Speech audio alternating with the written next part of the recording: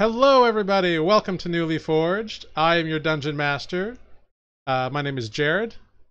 We are short a member for the time being, but we will have Matt/Spoot returning to us as soon as he is able. In the meantime, why don't we go around, introduce yourselves, and I would like everyone to tell me what your new level 3 character dreamt about last night. Why don't we start with Defect? Wow, okay. Always putting us on these questions. So my name is Mike. I play Defect, the Warforged Barbarian. And I'm sorry, what I dreamt last night? Yeah, what did Defect dream about last night? I guess he dreamt that he was a wolf running with a pack. All right. Cool. And Grrrig? Hello, I'm Amber. I play Grrrig, rather. Last night, this goblin artificer dreamt about explosion. Very cool, very cool. And how about Kaerlie? Shoot. My name is Sarah, and I play Kaerlie, a half-elven druid, who doesn't remember her dreams from last night. Okay, that's cool. I dig it. And Aetis. Hi everybody, my name is Tanner. I'm playing Aetis. Aetis dreamt about portals opening and closing. Ooh, very spooky. Cool. Well, where we ended off last night, or well, last week, I suppose. You had all gone to bed. You had all got a long rest, so you can fill up your long rest on your character sheets. And as you awaken, some of you feel a little bit more in touch with your magical abilities. You've learned some things about yourself. Dreams have unlocked over the evening's course. You are all level 3. Some of you may notice that Defect is actually sprouting a little bit of a mane that runs from like the back of his skull down his back across his shoulders. Sir? Grrrig runs up, starts investigating, says, did you know this was gonna, what? Whoa.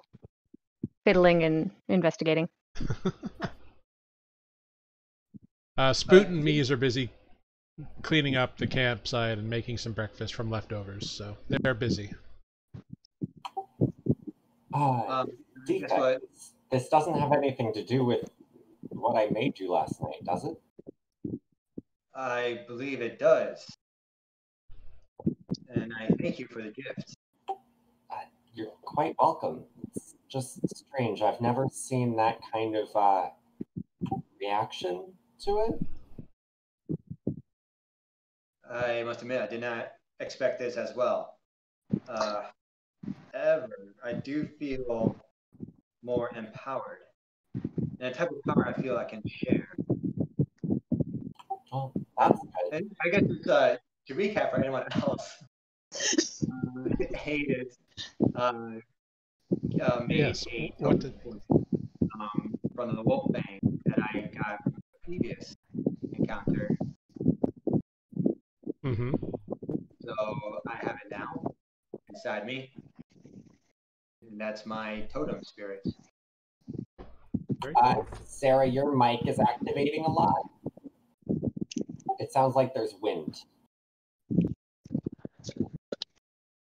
Is that better? Yes.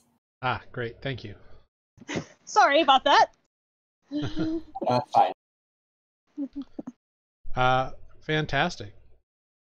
So, indeed, Defect now looks a little fuzzier. Aetis's eyes seem to glow a little brighter almost, as if something were shining from within them, some secrets unlocked. You have maybe half a day or so until you get to the road, as far as you can tell. So what would you like to do? Grrrig, what is that little thing that's following you? There isn't anything following me. Oh, What? Something following me? Oh, you mean this little thing? Oh, I was just like building it. I don't know. I haven't finished it yet. I think it's gonna like blow stuff up. I don't know. We'll see. Cool. hopefully not us. Yeah, we'll see. That's reassuring. I mean, she's only burned herself with the fire so far. I do remember that. I burned a lot of bad guys too. Well, Remember yes, that? I meant in terms of us. Well, you definitely burned that big cat thing that we faced yesterday. That's right. Yeah, that was a weird thing. Yeah. You would have been dead if it weren't for me. So don't start with your "I'm a human, I'm so cool." Nah. I mean, I only helped a little bit, so I only made it shimmer. Yeah, that is useful. Spoot begins putting a few more things, just like sticking them on his shell. Oh, we hit the Okay. road, guys? Spoot, I hope you don't fall down because that's all gonna break. I got it, says Spoot. All right. What the shell's for? Shall we hit the road? Yeah, all right, let's go. Okay, boss. Me's ready to go. I love him so much. Yeah. That was happy hands. All right. So go ahead and give me a survival check, Aetis, since you are the navigator for the time being. Okay, Can great. Grrrig like Go for it. can Grrrig be like watching what like how Aetis is looking around, and again, it's that Grrrig wants to learn it all. Sure. Cool. Go ahead. Because this is observing his actions, go ahead and make an intelligence check to figure out if you can deduce why he is doing the things he is doing. Cool. 17. Nice. Cool. Yeah, so you definitely see Aetis kind of look at the map, look up at the sun, kind of like lick his finger, kind of feel for like wind flow and everything. All those kind of stereotypical tracker things is what he's doing. But he's doing them very quickly and very efficiently. He does a few things you don't quite catch, but then he kind of turns around, nods, and begins leading everybody off in a direction. Which, go ahead and make a wisdom check to see if you know which direction he is leading you. Okay, doke. 17 again. Yeah, he's Ooh. leading you north. All right. So fantastic. Yes. So you all travel for the better part of the morning, but eventually you do stumble upon an open stretch of flattened, probably like 15 to 20 foot wide roadway. Jared, really quick. Would have taking the totem last night taken all of my 2 hours, or could I have made some arrows too? You could have made 1d6 worth of arrows. So go ahead, roll a d6. Wow, you were a quick little woodworker. Are you proficient with carving tools, out of curiosity? I'm sorry, can you say that again? I didn't hear you. Oh, sorry. I have wood carver's tools, but no. Okay. All right. Well, then this time we'll do that. Okay. So yeah, for whatever reason, you were inspired last night and you were able to carve these things. Sweet. So about midday comes along, and you make it to what appears to be the traveled road, which is that main stretch of road that kind of runs between Mandarian, Redsand, and points along the western coast of Johanna.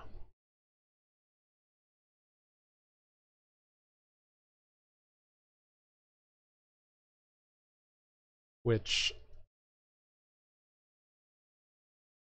it pretty much kind of runs down, kind of around, goes up over.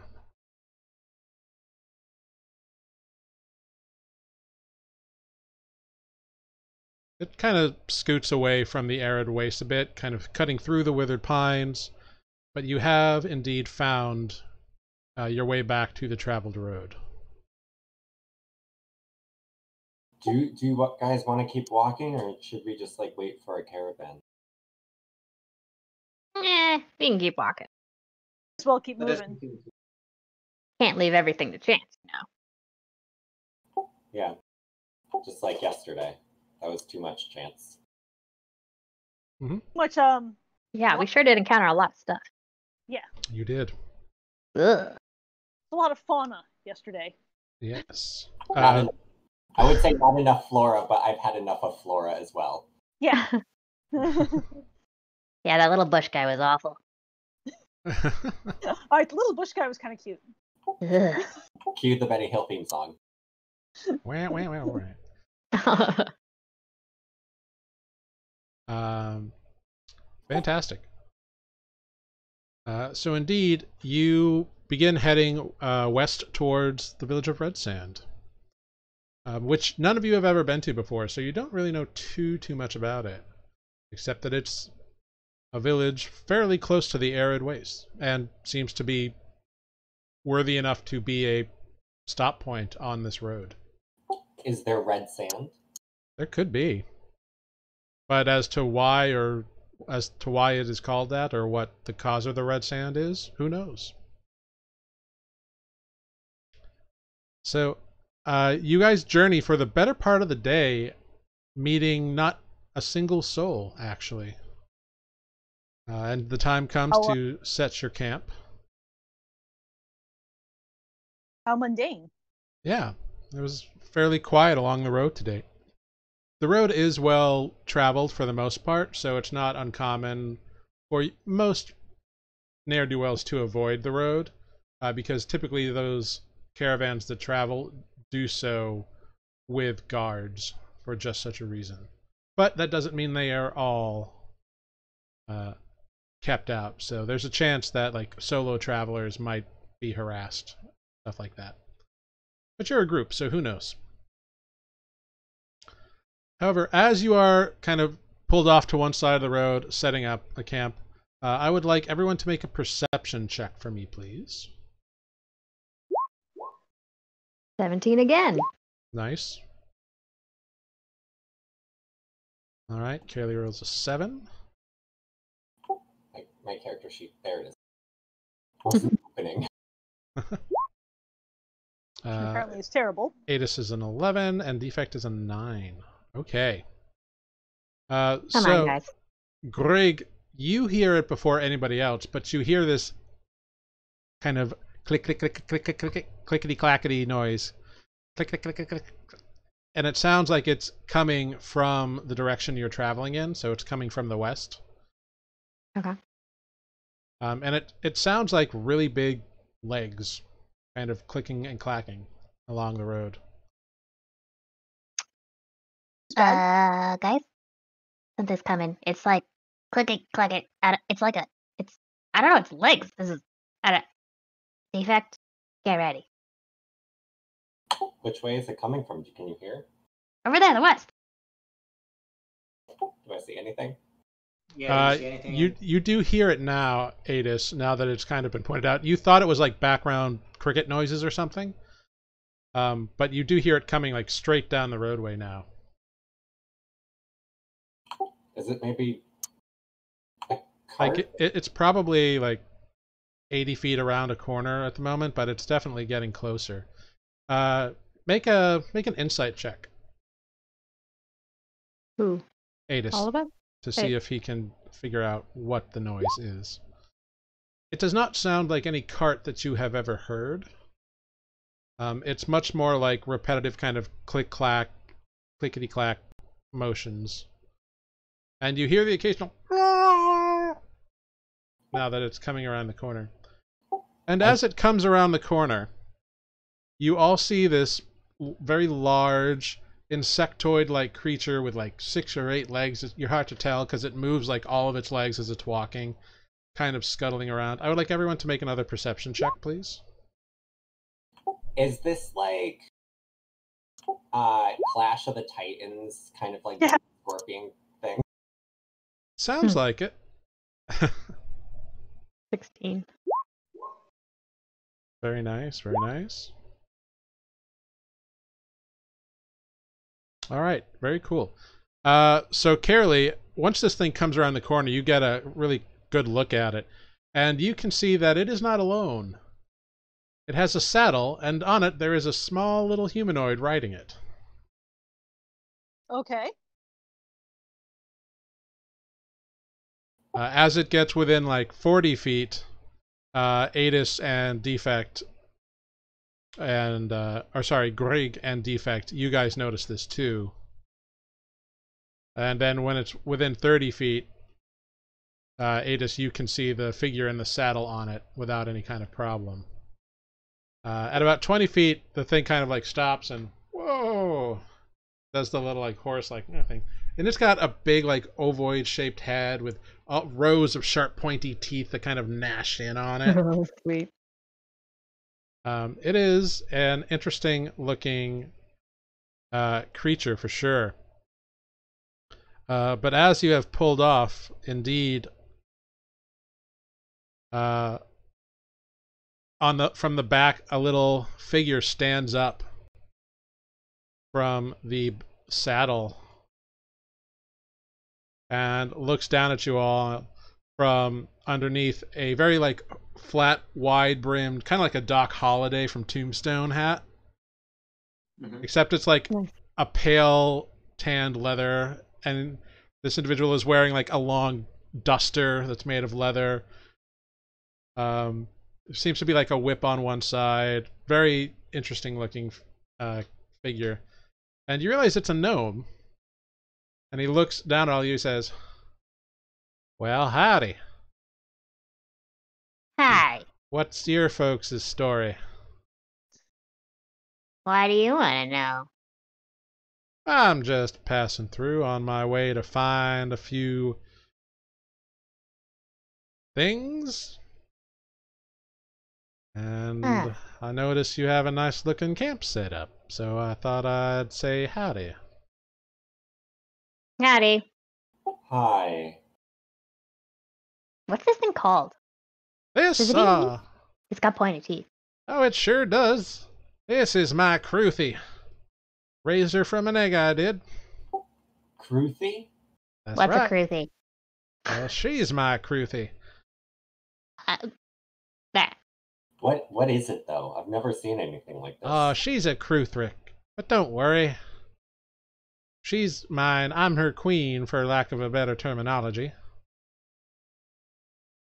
Oh. Allow me to introduce myself. My name is Trip. Trip Sharprunner.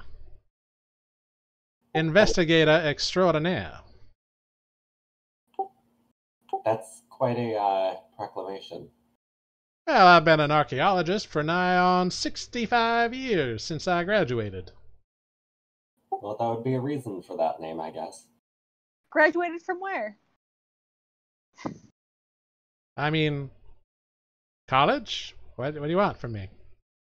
I studied archaeology in Mandirian. Well, that's not entirely true. My village was from outside of Mandirian. But it doesn't matter. The point is, I learned how to be an archaeologist, and that's what matters. Good. What are you investigating now? Well, seems like your little construct has something to say. Say that again? He's not a construct. Oh, many apologies. What are you investigating? Oh, well, I'm afraid that's a bit more complicated, if that's what you want to know. Seems anything today is just complicated. Well, that's life, isn't it? The good thing is, we done found each other. Is that a good thing? Sure, it can be dangerous out on the road if you're looking for yourself here, you know. I mean, Why are you looking for yourself? You're right here. Well, that's what I mean. If Grrrig, maybe he's on a spiritual journey. oh that no, stuff. that's not quite my bag. That would be complicated. Yeah. I have some of this stuff called peyote if you want some. No, but thank you very much. And yes, for pop culture reference, this is a very tiny looking Indiana Jones. So you're Here, let me show you Picture that. What all does it eat? the individual whom you are looking at. You are looking at where did it go? There he is. I just like how we're all very distrustworthy of Red showing up.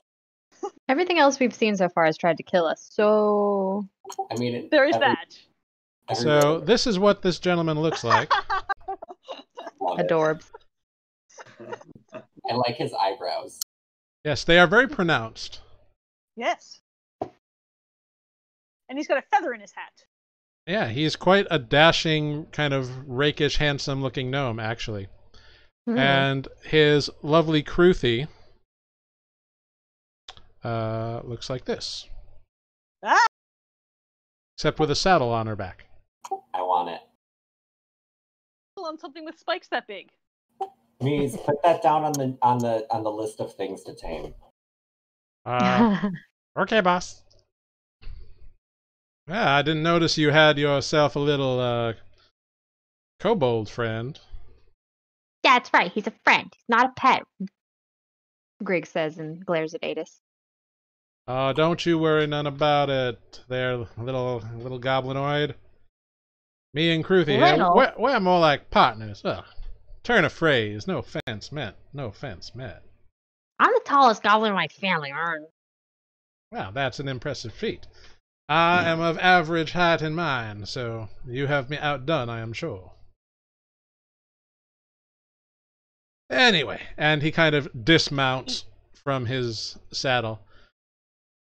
You seem like friendly folk, hoping we could share a campsite if you don't mind. Swap stories, perhaps learn from one another. Insight check. Go for it. Yes, please. 100%. Go for an insight check. Ugh, only an 11. Seems pretty cordial and straightforward to you, Grrrig. Mm-hmm. Aetis, he's being sincere and honest. Like, he doesn't seem like he has any malicious intent, but he's definitely not telling you everything. But you get the sense that his desire to just share your campsite is legit. My spidey senses are tingling. I mean... Did you want to be a spider? I can turn you into a spider. No. No. So your creature thing, what does she eat? Oh, she'll eat just about anything. That's kind of my concern. Oh, she's perfectly trained. I've had her for nigh on 52 years at this point. Interesting. Where do these things live? I've never seen anything like this. Well, I got Kruthi as an egg when she was, well, one of my earliest adventures. I came across an underground warren, a Grrrig hive, if you will. And they had infiltrated this ruin, this chasm, down up by the favored stretch area. But made it out alive and with a bit of an egg. I figured it would just be good eating, but shortly enough, out came Kruthi. Raised her as my own. Took a while to learn how to communicate with her, but I have succeeded in my task. And now, she is one of my dearest friends. Well, she certainly seems like she would be an asset to someone traveling the road by themselves. Well, that is truth, ma'am. That is truth. Yeah, I don't think anything would really want to cross Kruthi. She does appear intimidating to most, I will admit, but she is quite harmless, really. I'm sure. But Don't get me wrong, she can defend herself in a brawl, but she has gotten me out of tight situations more than once. But more than often than not, she's perfectly content to just be herself. you have food for Kruthi, yes? Oh, of course I do. Because Bring anything You don't think I suitable. can eat that much on my own? And he points to like a very well-packed saddlebag. Luckily, she doesn't need to eat every day, but Oh, we don't I know how do long take your care of trip her. is. well, I should probably. Are we still on the edge of like a forest-ish? Yeah. I should head out to hunt for our dinner. You guys mind the camp while I'm gone? Okay. Along with you. If you want, just have to be quiet. Well, not me. Spoot. Oh, Spoot. Spoot and Mies are kind of setting up the campsite, but, you know, Okay. you can ask I'll them. come. Oh, okay. I didn't know this was so interesting to you guys. Sure. Just Yeah. watch your footsteps. Okay. All right. So go ahead and make a survival check. Aetis. Okay, yeah. I'm gonna have to Yeah, you have no problem trapping a couple of animals, rabbits and whatnot, to feed you all for the evening. No problem. Does Grrrig learn anything? Make an intelligence check. all the tricks of the trade. 11. Nothing you didn't already know. Kill an Alright, animal, alright. stab it with something, it dies. Do I find any fun herbs and spices to cook with? Absolutely, yeah.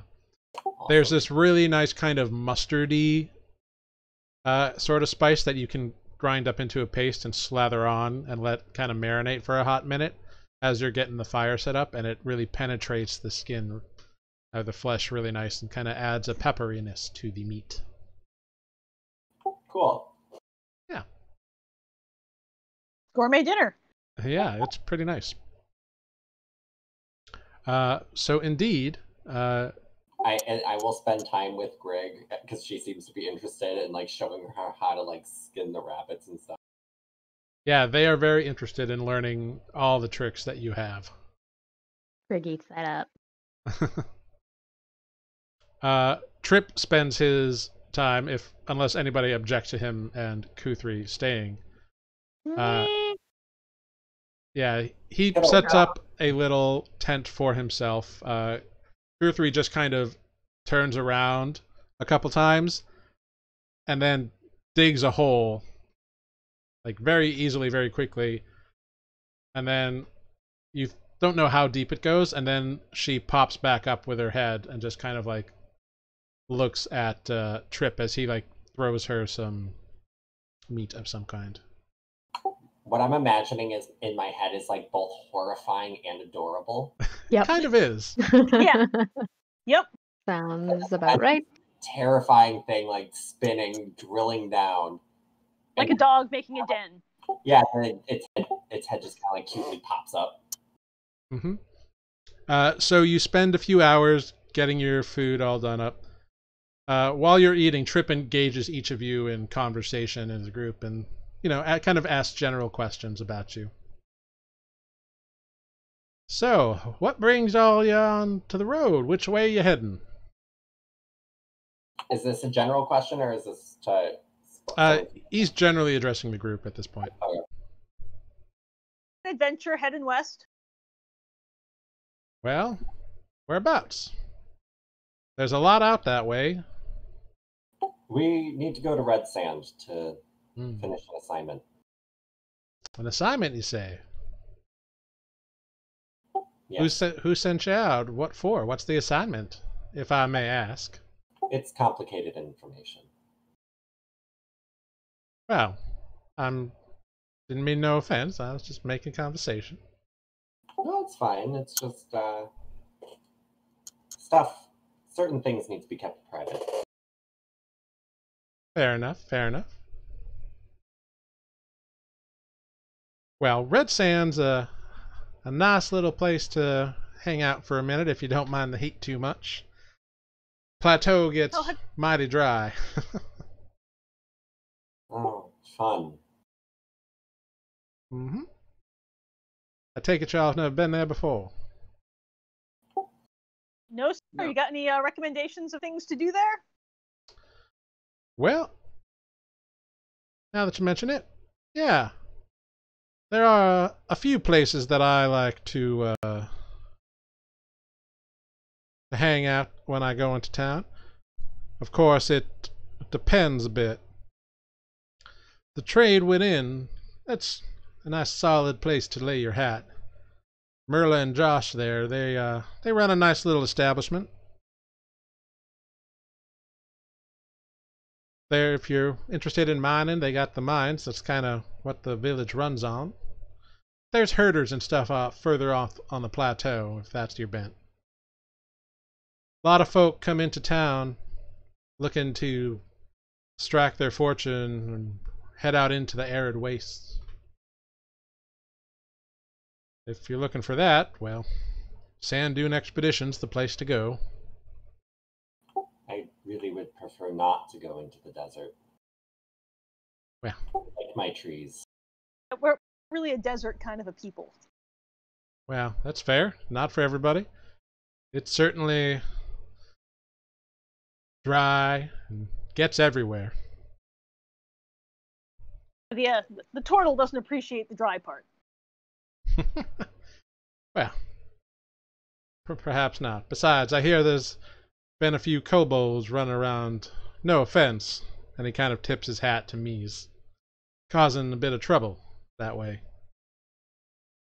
You don't Really? cause trouble, right, Mies? Say that again? I said you're not causing trouble, right, Mies? Mies here with you, boss. That's right. What kind of trouble are these kobolds cause?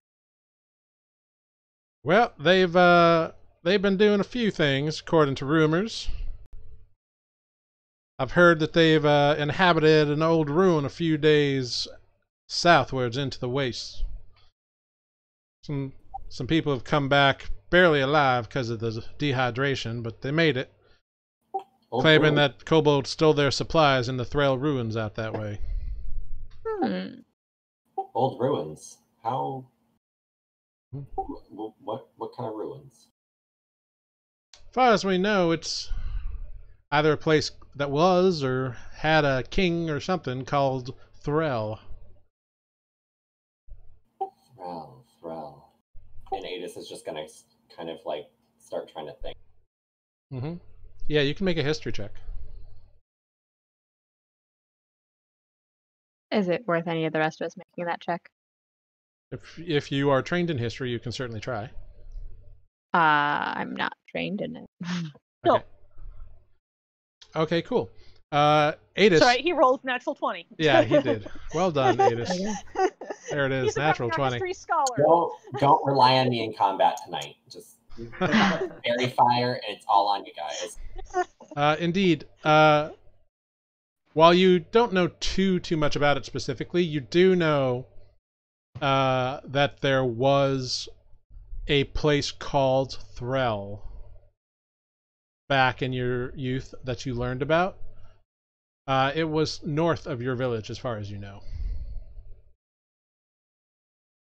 Aetis. What? From that you were south of Threll. I never said anything out loud. Well, you don't know that, Kaerlie. Yeah, no. Only Aetis knows. Sorry. Insight check to see if Aetis knows anything. Sure. Make an insight check. Aetis, make either a deception or performance check of your choice. That's a 19. Ooh. I'm sorry, persuasion or deception.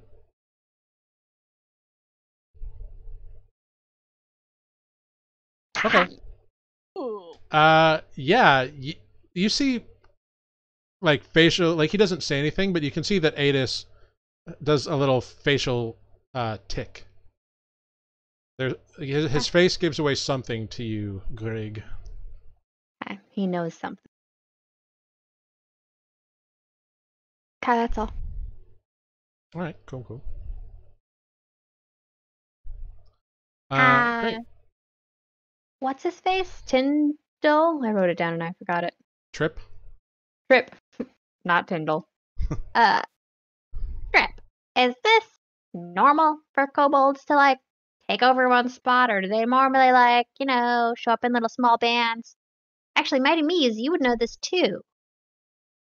Well, I do hate to generalize an entire species, but generally, once kobolds tend to find a comfortable nest, they will dig their heels in and make it their own. Yeah, kobolds good in holes. Kobolds best in holes. Better than anyone else in holes. At which point you hear from Kruthi, and Trip kind of turns in. Now, Kruthi, calm down, be nice. And Trip kind of looks over and goes, like, makes very similar noises. And Kruthi kind of nestles back down into her burrow. That's amazing. How did you learn how to do that? Well, it took some time, I will assure you. Is that an actual language? What is that? Of course it is. It's called Kruthic, because she's a Kruthic. Grrrig tries to imitate the sound. Make a performance check. Yes, please. Don't antagonize the Kruthi. It's only Oh, a good. 9. I can hear you all again. Oh, great. Yeah, you make these horrible sounding noises that everybody kind of just reacts to, and it is like, ah! Don't do that again. Just like, I'm just calm. trying to learn, practicing. Come on. What if you cuss at it and now it attacks us? Triple talk to her. Well, I wouldn't worry too none about that. Kruthi doesn't really understand goblin scream, except for feast, except when she's eaten one. No offense. Yeah, everything eats goblin now and again. It's a harsh world out there. I mean, much better now that the spell storms have stopped, but... Tell me more about those. Everyone always talks about them. I don't really remember them. Oh, none of you remember the spell storms from your youth? I mean, you know, goblin lifespan's not very long. Well, fair enough. Indeed, the spell storms used to ravage across the entire world, really, but heavily focused here in Johanna. They would race through, destroying villages, setting them on fire, turning them to ice. They would level whole towns and cause mountains to raise and valleys to fall. Be swallowed up whole sometimes, if you weren't too careful. Dangerous time for nigh on 1,000 years it was. Not sure what caused them. We know it was something to do with that break-in, but we don't really know too much about that yet. Looking into it. Trying to learn what I can so nobody repeats whatever foolish thing those people did. Y'all know about the break-in? I've heard bits and pieces. Well, Grrrig shakes their head furiously. Well, it's a bit of a story, but let me tell you this. Way back in the days of early creation, the goddess of magic created a crystal and used that crystal to empower magic in other species. Humans, elves. People could learn magic all of a sudden. They could study it, become part of it. And that crystal was the source. Eventually, a mortal god wise enough to learn the secrets and gain the power for themselves and Gained so much they became a god, actually. Well, the other gods didn't take too kindly to this because when you become a god, apparently you need to remove a previously existing god. So the gods, both good and ill, got together and shattered the crystal. And that's how we got the shards.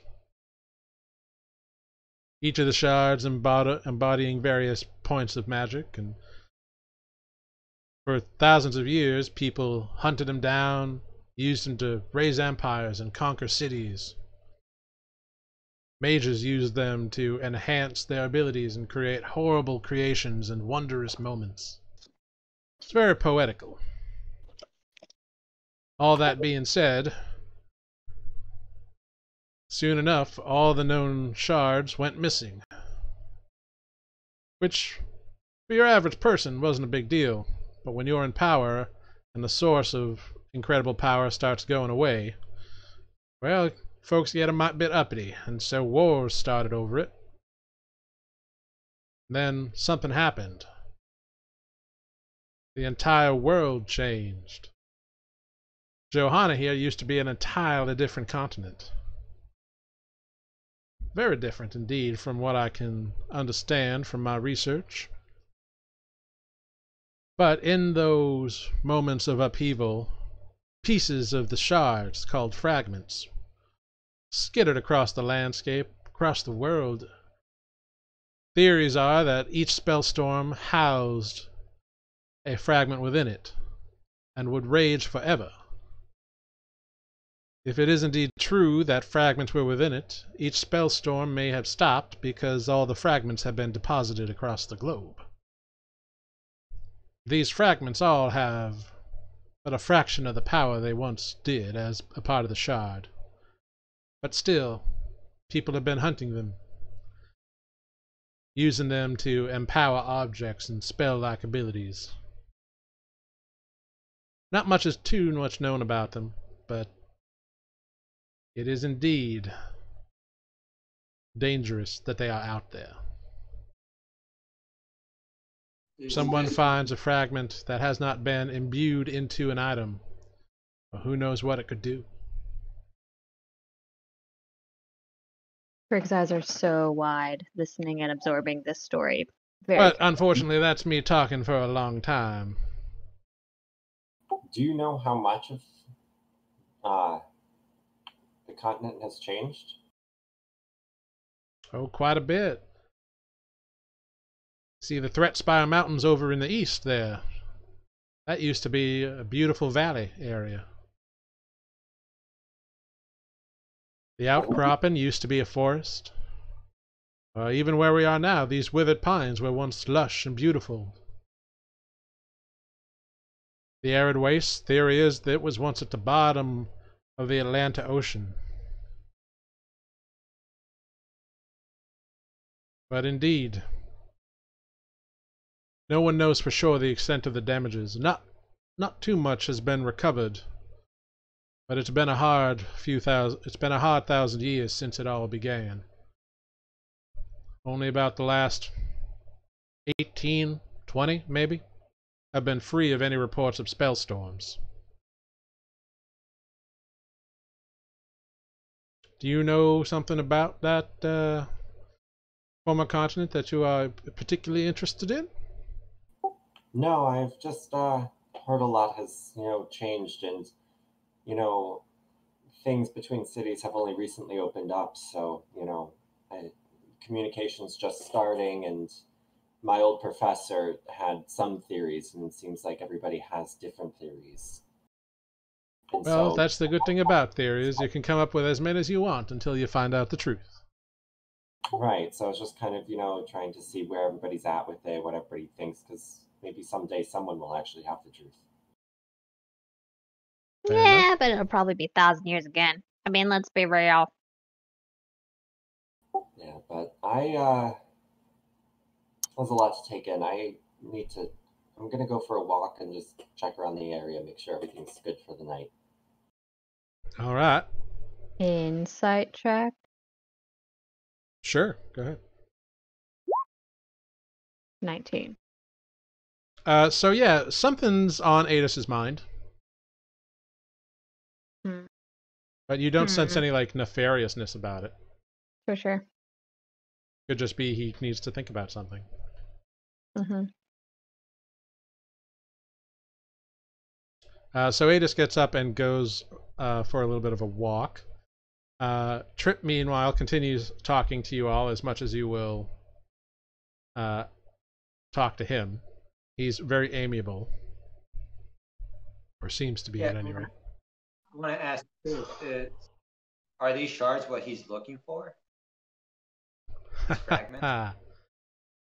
Well, any archaeologist worth their salt would love to find such an item.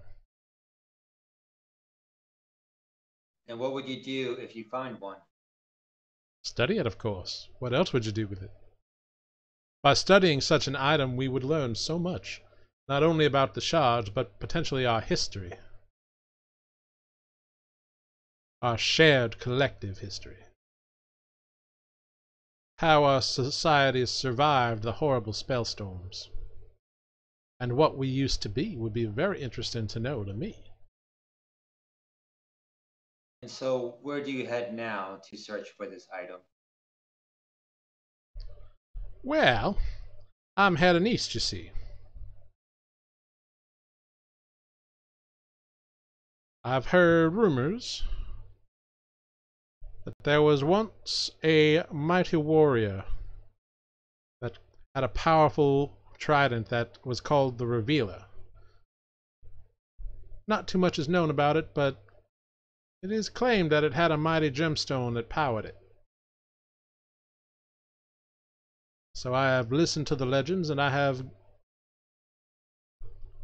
attempted to find the truth within. So east I go to see if I can find this person's tomb. Or at least where their story ends, if not their tomb.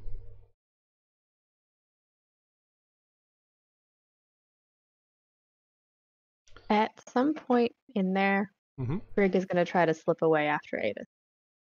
Okay, go ahead and make a stealth check. 22.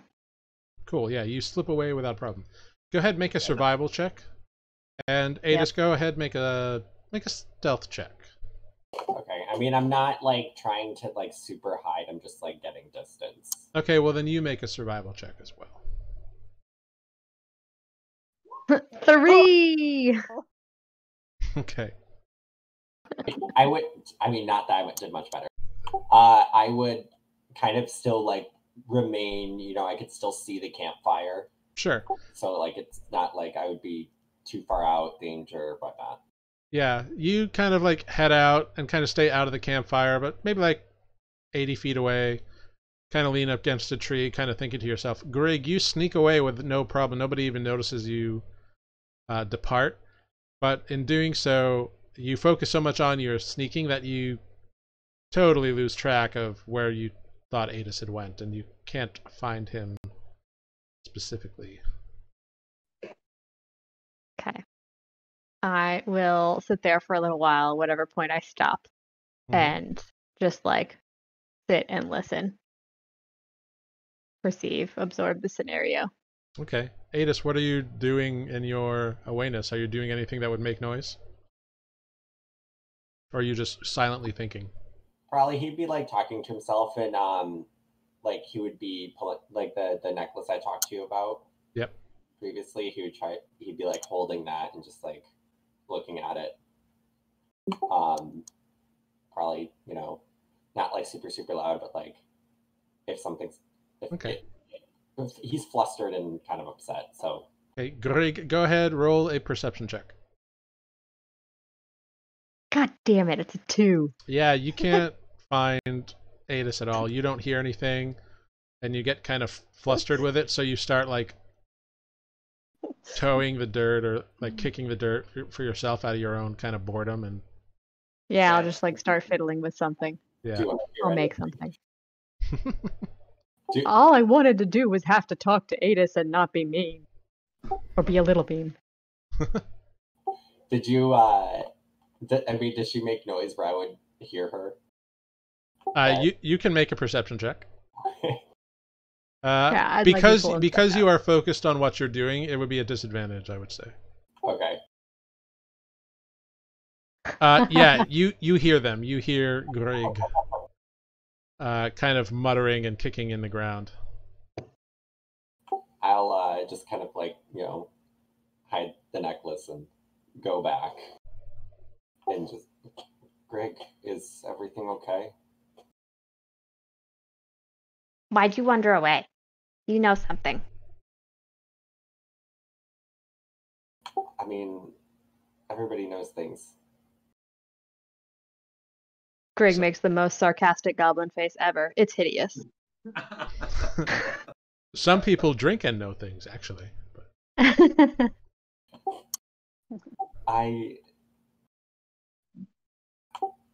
There's a past. I am not from your time, per se. What? Wait, how could you be not from this time? Does that mean you were like asleep for a long time? Wait, were you alive during all... Are you weirdly old? No, I don't know, really. It's kind of confusing myself. Is that why you're such a jerk? I mean, goblins weren't really civilized back in my day. You kind of were just forest nuisances. Well, I could say the same thing about humans. Burn. That's fair. But, we were actually living in cities and everything, and you were still hiding under rocks. Yeah. I've lived in a city. It sucks. But you've got a mystery. I like mysteries. So quit being such a jerk and we'll solve a mystery. You're quite an inquisitive little one, aren't you? How else do you think I know this shit? There. Waving the tools in the air. You think somebody's gonna teach a goblin? No, because everyone thinks goblins are stupid. Goblins live in caves. Goblins are just little thieves who should be eaten and thrown out. Well, you did live in caves. My people Living in caves doesn't mean you're dumb. No, but as I've only been in this area for a year, so things are still new and I'm still trying to adjust. It's just a lot to adjust to. Sure. Keep working on it. Keep making things glow. We'll solve the mystery. I don't want to be a jerk to you. You just can't be a jerk to me. So there. I didn't know I had been a jerk, so I'm sorry. Grrrig is completely flabbergasted. No one has ever apologized to Grrrig in their life. Maybe Defect. Apologize again, but savor it. Deer in headlights. Yeah, sure. Yeah. Yeah. Let's go back. All right. Right. You rejoin the group. Trip is in the middle of telling a adventure story from his past about how he recovered an artifact from some ruins up by the Glimmering Void. Very grand tale, and he tells it well. So as we get closer, we can hear we can kind of overhear this before we step back in the camp. Mm-hmm. Kind of look down at Grrrig. I don't like this guy that much. He talks too much. He's probably going to try to steal from us. That's what I would do. We'll just take watches. I just hope we don't have to fight that big crab thing. Yeah, that would suck, but I bet it burns. I hope you can burn it through the shell. It'll just cook. I wonder what it tastes like. Gross. Have you ever had freshwater crab? What's it? Freshwater crab. Yeah, no. Oh, it's good. Some things about goblins are true. We mostly eat trash and scraps. Oh, so that was a true rumor. Well, yeah. Not now that I travel, but yeah, definitely at home. What does that say about my cooking? It's a nice change of pace. What? It's a nice change of pace. Okay. I'll take it.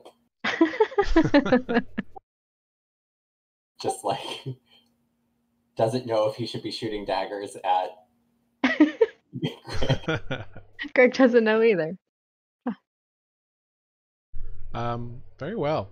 Unless anybody would like to ask any other questions, Trip continues his story as you return to the fire. I'm gonna drown him out and just start trying to craft arrows. That's fine. Shortly enough, he's kind of like does a little yawn, like, well, it's getting pretty late. You folks normally do like a watch thing? Do you want me to take one, or are you gonna just cover it yourselves?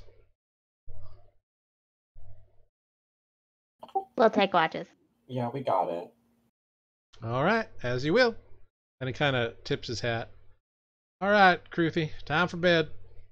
And kind of, and Kruthy like burrows back down in her hole, and he goes into the little tent that he had set up.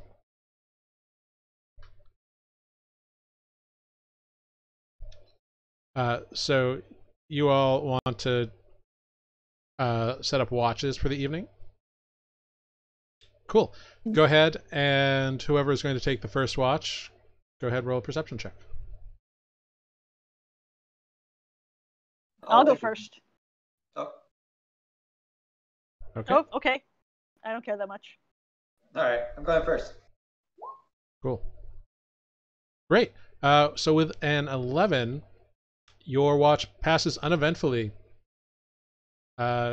Nothing seems to bother you. This road seems to be well clear of most things. Yeah. No problem. I'll wake up Kaerlie next. Okay.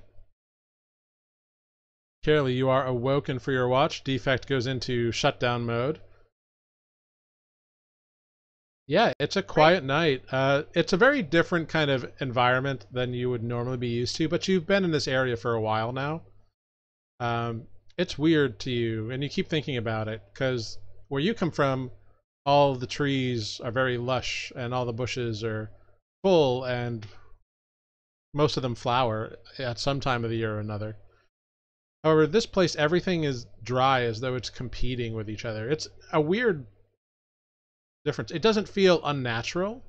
It's just very different. I'm gonna kind of try to get a glimpse of the sleeping Kruthy without getting too close as to disturb her, but kind of, do a little bit of this down the hole. Don't fall down the hole. Yeah, you can do that, no problem. Looking around, kind of fascinated by this thing, but I definitely don't want to wake her up. Sure. Go ahead, make a stealth check. Oh dear. Ooh. I better not get very close at all. Yeah, you start heading over there, and you kind of trip a little bit. You don't like cause a loud clattering noise, but you definitely knock over like a few logs that someone had placed next to the fire that you didn't notice before. Yeah, maybe So I'll that just sit happened. back down and watch. Yeah, no harm, no foul. Very cool, very cool. But your watch pass is uneventful of anything. If you want to wake up the third person, you may do so. All right. Did someone volunteer to be third? I'll go. Anyone care? Okay. All right. I'll wake up Aetis. Okay. So you wake up Aetis, you bed back down. Aetis, go ahead and make a perception check. Jesus. Oh, okay. Yeah. The conversations that were broached earlier this day for you kind of keep rattling around in your head, and you've been thinking about them fairly often. Your dreams were a little centered on your past life and experiences, and you keep kind of ruminating on that as you go, kind of keeping the fire up enough, not like super bright, but enough so that people could see by it if they needed to.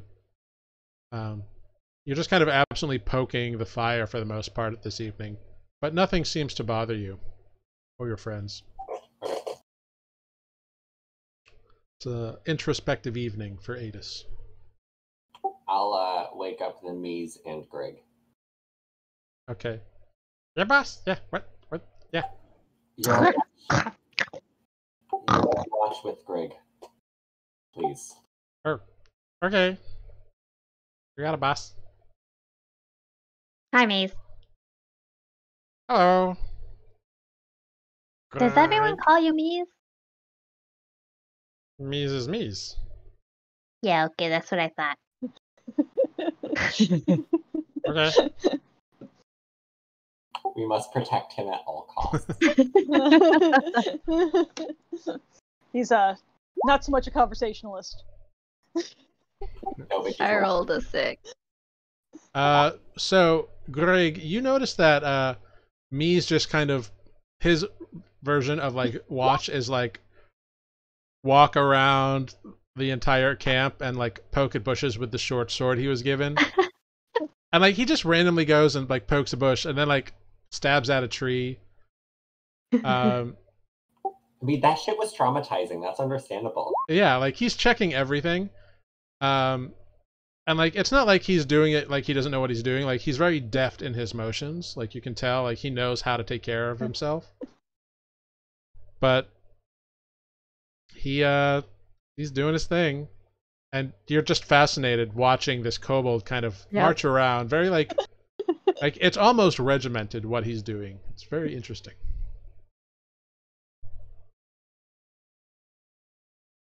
But like he does a full circuit, comes back down, kind of sits off to one side, and just kind of sits there for a little bit, and then gets up and goes and does it all again.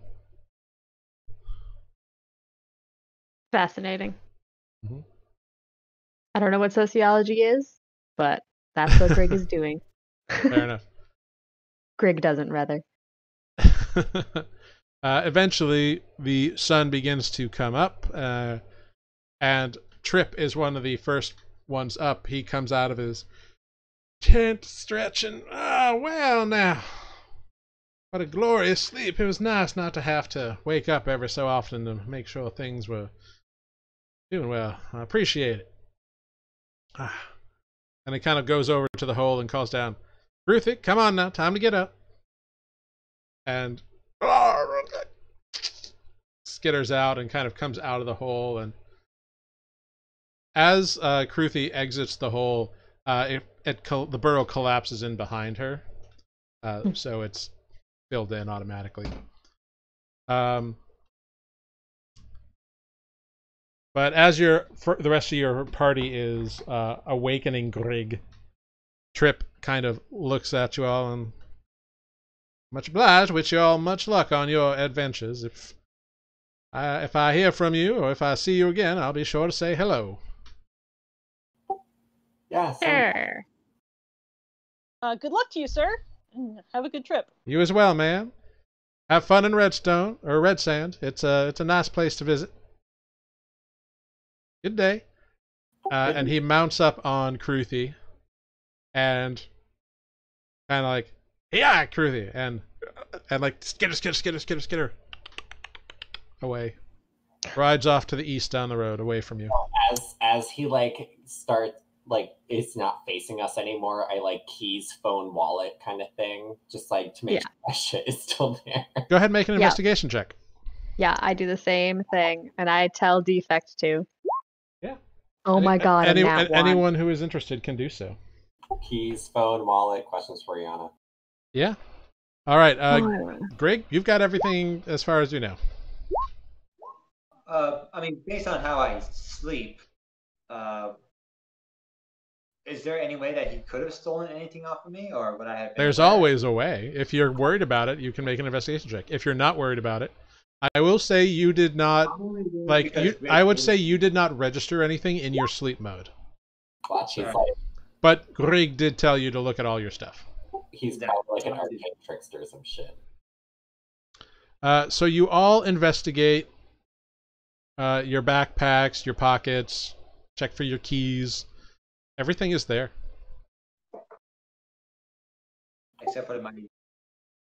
As far as I know. My coin pouch.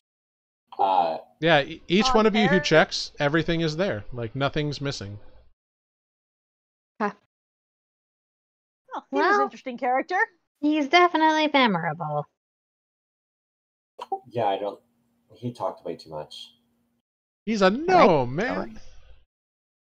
Yeah, he probably talked to in a I'm while.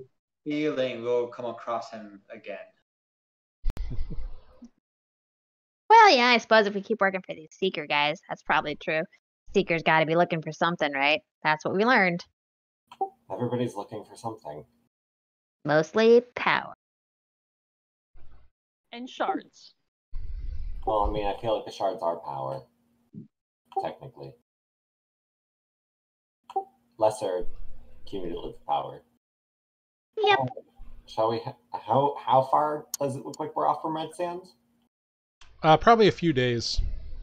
Well, we best get going then. Up, I, up, and away. I hand out good berries to everybody. Okay. Indeed, Aetis produces these little red berries, and he gives one to each of you. Do you tell them what they do, Aetis? If there's an emergency and someone gets really hurt and they go down, just like pop one in their mouth and they'll get back up. Good to know. Candy. No. It's also, I wouldn't eat a ton of them because, like, one of them is a day's worth of calories, and so you might gain a little bit of weight if you eat too many. They taste like burning. I So once knew someone who ate, like, multiple good, like, 10 good berries every day, and then they became, like, 800 pounds. Nice. Yeah. So like Spoot here. Well, I think that's natural. He's not just fat. Sorry. Hey, yeah. What are you talking about? It's elf lady? actually Come on. mostly muscle, you see. Oh, I bet with those claws you look rather fierce. They are nice, aren't they? They did well on those kobolds. They did, didn't they? Me is kind of like shimies away for a hot minute and just kind of like, I don't want to be here when they're talking about. Oh. Oh, right. Oh. Sorry, Mies. I didn't mean it like that. Mies, take this good berry, please. Okay. He grabs it and pops it in his mouth immediately. That was good. I could have predicted Her. that. Mies was hungry, but not anymore. Yeah, special magic berries.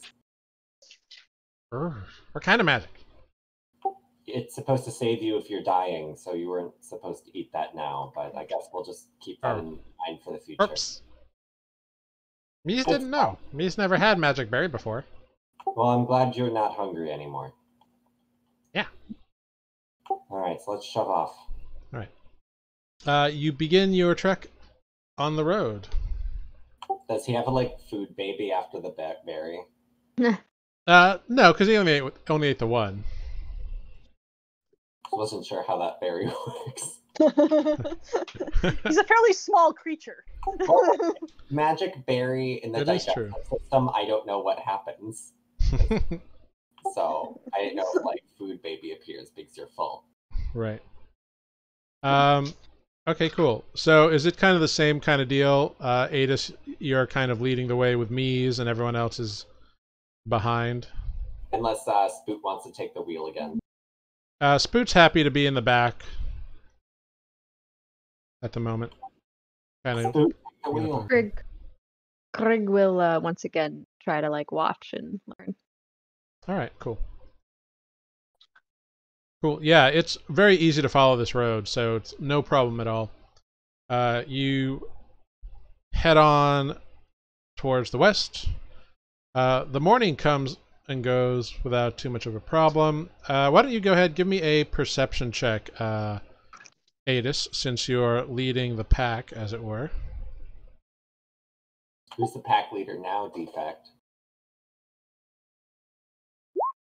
Oops, ignore that second one. Actually, do ignore that second one, 'cause the first one's better. Well, I always take the first roll, so. Cool. I see all and can track all. Yeah, you definitely notice, probably around midday or so, that the area up ahead is indeed a little... Like, you can see that there's footprints, you can see the bushes off to the road have been disturbed. Hey, Grrrig. You notice these bushes probably about 20 feet or so in front of you along the road on either side, or a little, like, you can see rustling in them. Grrrig, can you shoot a firebolt into that bush? You see it's moving. Okay. 18. Okay, since you're firing blindly, I'm going to say it's a disadvantage. I'm just So 12. ignite the bush and like scare whatever's in there. Oh, you're just igniting the bush?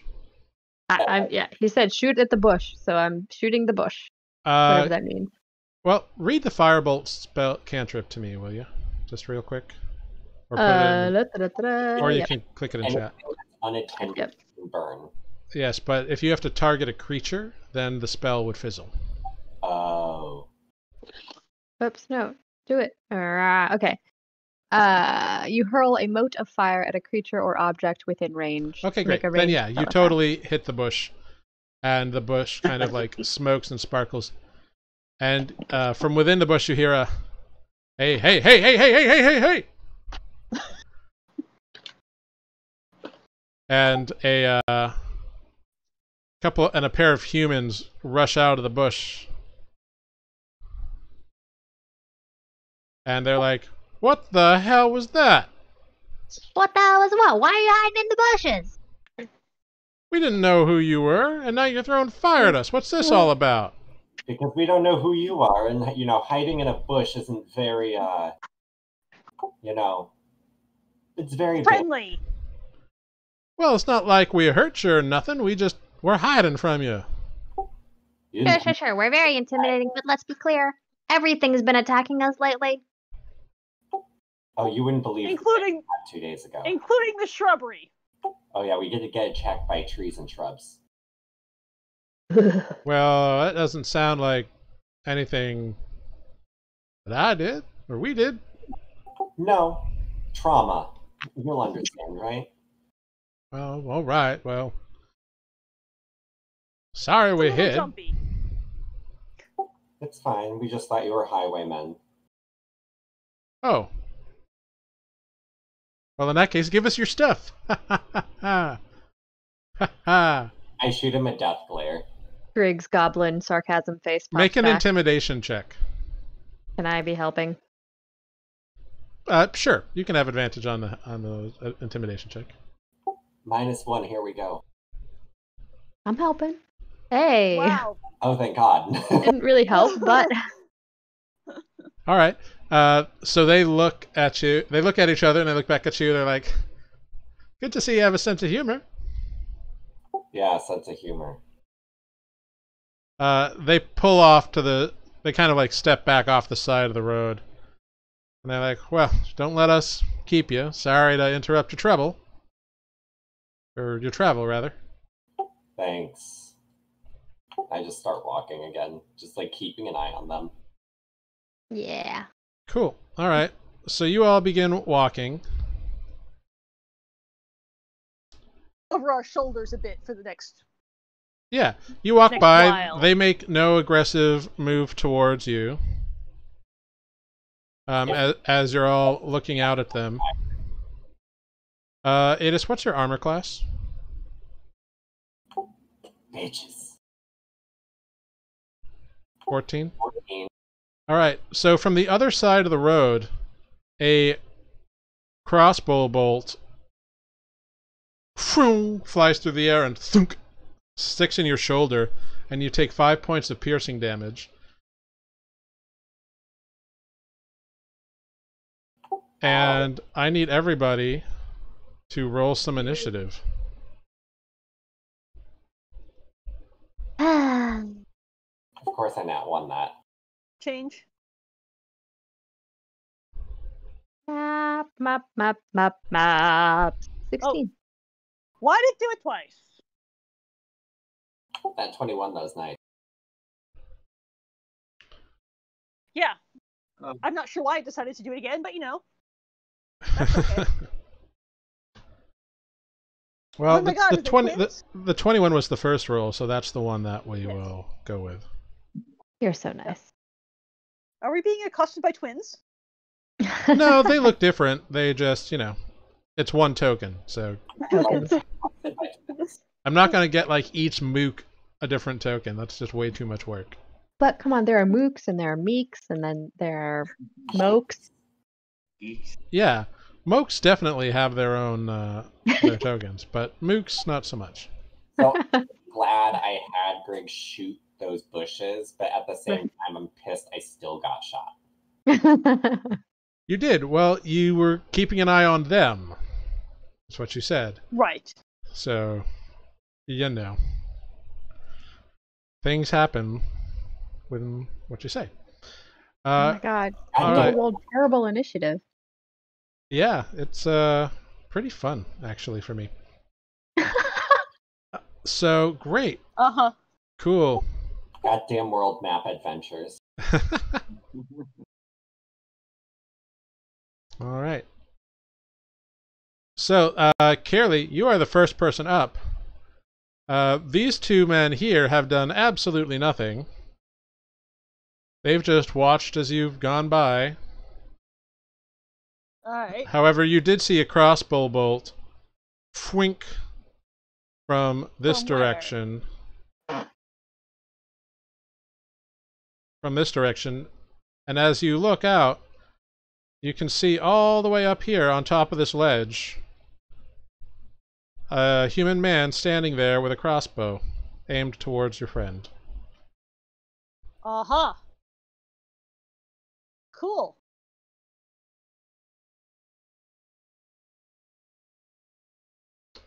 So, Kaerlie, what would you like to Spirit do? him. He had just shot I'm probably Aetis going as to- far as you can see, but... Oh, wow. Sorry, so I'm probably going to hit that 3 times, but only once. There's a bit of a hiccup there. I'm going to throw a flaming tree. I'm going to throw 1 flaming sphere at him. All right. I get a 60-foot range on that, and that looked like he was about 55 feet away. So Yep, so a little flaming sphere appears right next to him. He makes a dex save when it appears, is that true? No, it's Yes. you have to ram it into him, which you can use as your bonus action. That's a dex save, and then if he ends his turn next to the sphere, And right, you're right. When his turn ends, he needs to make a dex throw. Okay, cool. and if, When it appears, it just appears there. yeah, but you can use your bonus action to move it.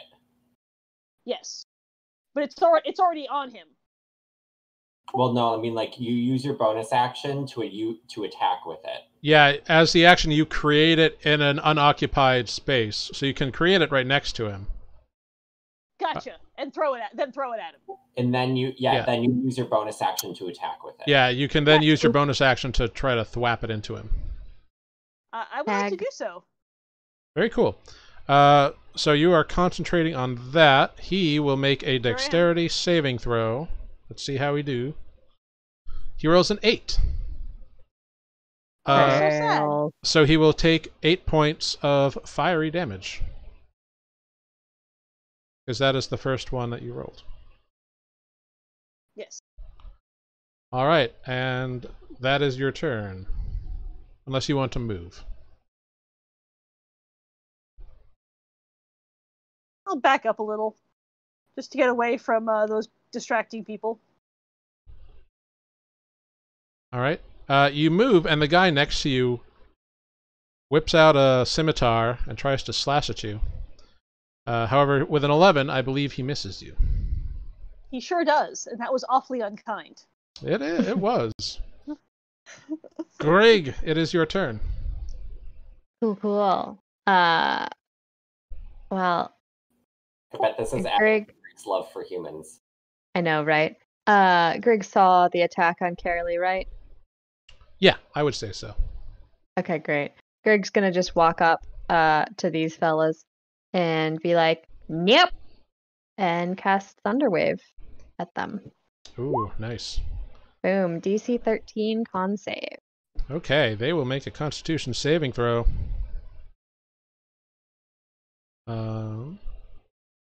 Both fail. Great. They take 13 thunder and they get knocked back, I do believe. Let me just confirm how much.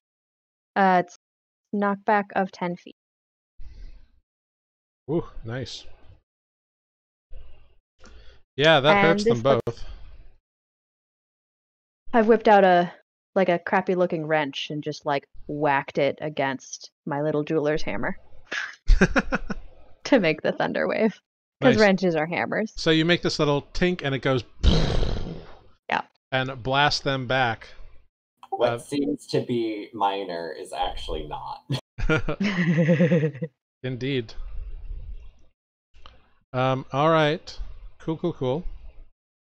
The next thing that happens, coming out of the bushes, charging full on, another individual charges out of this bush here. He looks very mean. Oh, he's I great. want his earring. Yep. I like his headband. He's got a scimitar in one hand and a dagger in another. And he takes 2 swipes at Aetis with his scimitar. The first attack is a natural 20 for 11 slashing damage. You kept some of those berries for yourself, sir. The second attack is an 8 to hit, so that will miss. And then he brings his dagger up towards you with a 20 to hit That hits. for 5 points of piercing damage. Ow. And you hear him shout out, "All right, boys, let's get 'em!" The mighty Mies goes right in to attack this guy who just went after Aetis. It is bright out, so he'd have disadvantage, but he's also got pack tactics, so it's a straight roll. That's a 22 to hit and a 23 to hit, so both hits. He deals 8 points of damage in total with his 2 attacks on the human guy. And he goes, "Ah, yeah, bloody dragon worm." Whereas Mies is like, "Mies keeps the boss safe." Oh. And Mies is very pleased with himself. He should be. Yeah. So the next thing that happens is interesting. Is it? Yeah, because 3 more guys pop up from bushes and begin and fire these little crossbows at you. 2 of them fire at Mies, and the third one fires at Kaerlie. An 18 will hit Mies. An 18 will hit Mies for 8 points of damage. The second guy rolls a natural 1. Does he hit his friend? No, his crossbow line snaps and is no longer a viable option for him, so he goes, "Fuck!" The attack against Kaerlie is a 16 to hit. Ah, that does just barely hit. Yep, for 9 points of piercing damage. And I need you to make a Constitution saving throw to maintain concentration on your spell.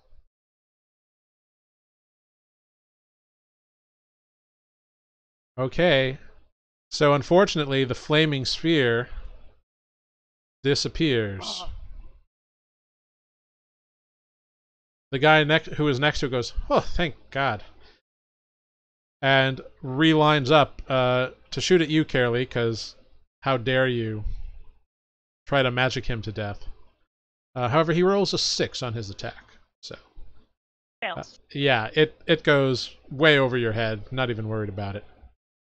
The other two move in. Spoot is kind of shadowy and indistinct, so I'm actually going to take him off because he's not really affecting the gameplay. Move back in, and they are going to make scimitar attacks on the goblin.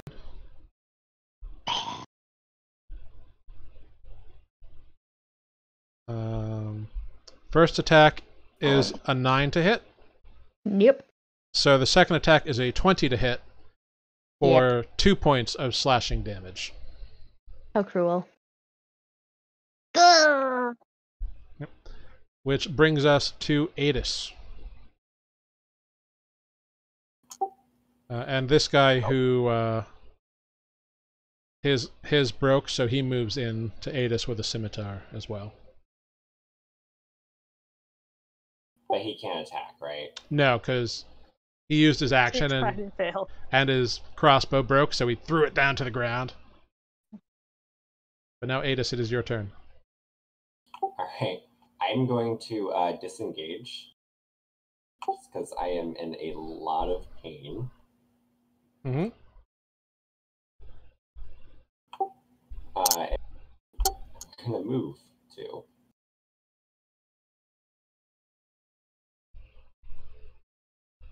Yep. Alright, so Aetis goes rushing away. Back around the bush. Hopefully this doesn't attack me.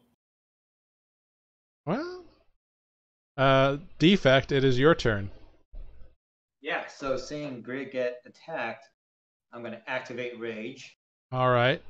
I'm going to turn red. The fur on my back rise up a bit. Yeah, this is the first time we've seen your fur in action. It kind of like bristles up. And I'm going to attack this guy between Grrrig and I first. Yeah, go for it.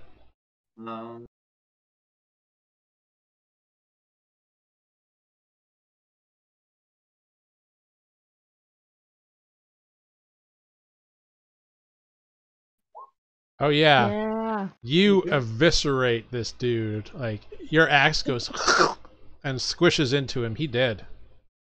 Yeah. And then I will swing down to here to finish up my movement. Mm-hmm. And I will also call out to Kaerlie to come help us attack this. Okay. Kaerlie, it is your turn. Defect has called to you to join the battle. However, you've also had 2 people fire crossbow bolts at you. Right, from the other direction. Yeah. Cool. I'm gonna one of those things at this guy that's just in the bushes behind me that does not want to. Okay. This guy. This guy right here? That's the guy right there. Yep. All right, he's going to make a dexterity saving throw. He rolls a 3. Nice. So he takes 7 points of piercing damage and 7 points of cold damage. Wow. Yeah, that hurts him a lot. He gets throwing shit at me. Yeah, totally. So you just kind of conjure this like sharp little dagger of ice. Sharp shard of ice. And and it goes and you can see the wound kind of like turns crystal blue over where it impacts him. Yeah. It hits him and explodes. Oh, it explodes. Yes. Ah, so that's what the cold damage does. So it creates this little like burst of cold energy that like frostbites his face after the stabbing. Very cool. Anything else on your turn? Covers it. Okay, great. Grrrig, it is your turn. All right, just like we practiced. So I'm flanking with Defect on this poor fella. Yeah. So I'm gonna do my straight roll of Firebolt. Okay, go for it. With a 9, Darn. he dodges out of the way. Dang. Cool. Then I'm gonna bonus action disengage and hop into the bushes. Okay. The bushes are difficult terrain for you, so you move half speed through the bush. Okay, that's fine. I just wanted to get a little ways in. Definitely when we practice. And then all of the bush attacks you. No. The bush swallows you whole. No, just kidding. Next up, the human guy growls, and he says, "All right, you filthy worm, you're getting it now," and makes his 3 attacks on Mies. Oh no. You got this, Mies. Aetis says from a mile away. Don't worry, he's cowering in the shrubs. Listen, His second attack hits Mies for 6 points of damage. His dagger crits on Mies for another 6 points of damage. I mean, listen, Mies has more HP than I do. A lot more. And it is Mies' turn now. I love when NPCs fight each other. It's so good for me. Listen, Mies is that like OP character that joins your story for a bit, that then you just like spam the world map until you reach a good level. Right. Oh my god, it comes down from the arena into the stadium. Oh, we have a... Yeah, seems like we have a Spoot back. Spoot, Dramatic entrance. help, I'm in pain. Thank goodness you're here. We're being killed. Oh, so it's a normal Wednesday night. Well, nobody's died yet. Nobody's died yet, and we can't see Amber, so that No, is no. normal. I'm That close. guy did. You died? No, wait. Killed that guy. One Oh, of the no, bad right. We guys. killed people. None of us died. Oh, the Yeah. boss. Oh, you don't need me then. You killed the boss. Oh. No, the boss has the headband and the giant shark tooth. Yeah, here. so this guy over here is apparently the boss of these guys. Yeah. I'm trying to get your map to work. Sorry. It's not cooperating. Roll20 needs like a thing like Google Maps has, which is like, this is my location. Yeah. Yeah, it should like ping to you, but it doesn't. But no worries. Welcome back, Spoot. Hi. Go ahead and roll initiative for me once you Yeah. get there. Can do. Come on, Roll20, catch up. We'll fill you in on the knowledge you gained earlier. Yeah. Yeah. So Mies' 2 attacks. The first one hits for a mighty 9 points of damage. His second attack, however, misses because he has lost his pack tactics, so he's at disadvantage now. Oh, someone get close to Uh-huh. him. Next I'm up, not close enough to him. no, you are not at all. So next up are our friendly neighborhood bandits. This bandit moves over to here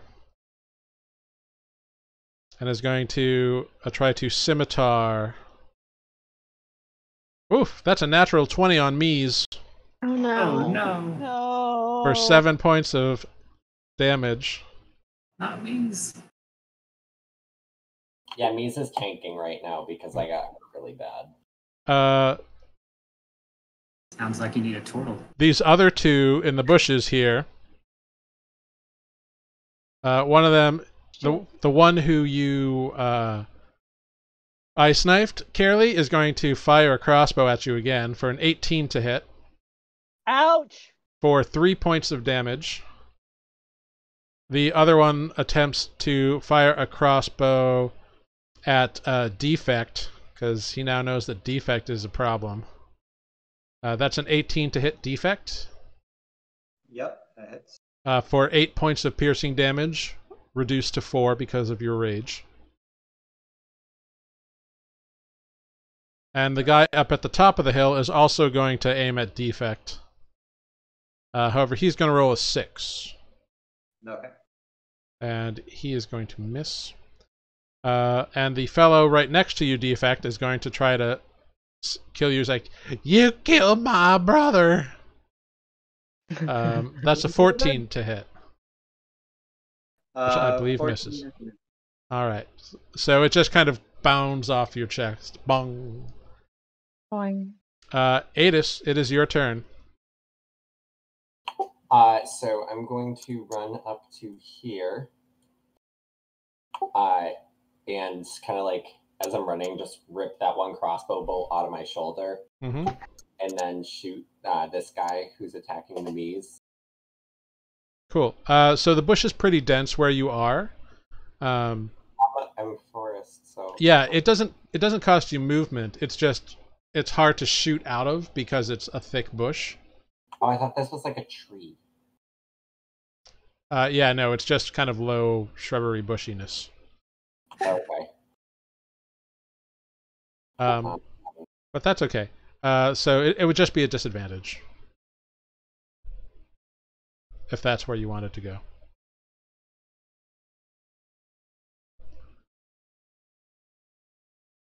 If I stand here... If you stand in like the last square of the bush, like I would consider that like the edge of the bush, so you would not have disadvantage there. Okay.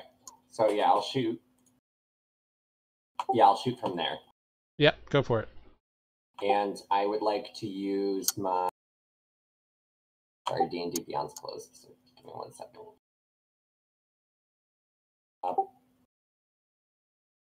Planar Warrior? Walker? Ooh. Yeah, Walker. Planar Walker. Okay. And so my arrow just becomes like sheathed in like the standard like purple gold light. Mm-hmm. And I shoot him. All right, go for it. So if this hits, all damage against him is force damage. Oh, nice. So a 26. A 26 will absolutely hit. He's just a guy in some leather armor. So that's 11 force. Oof. Plus an extra 8 force. Okay, so you line up the shot and you foomp, and it like pushes its way through his spinal column, out through his heart, through the chest, and he just kind of collapses down dead on the ground.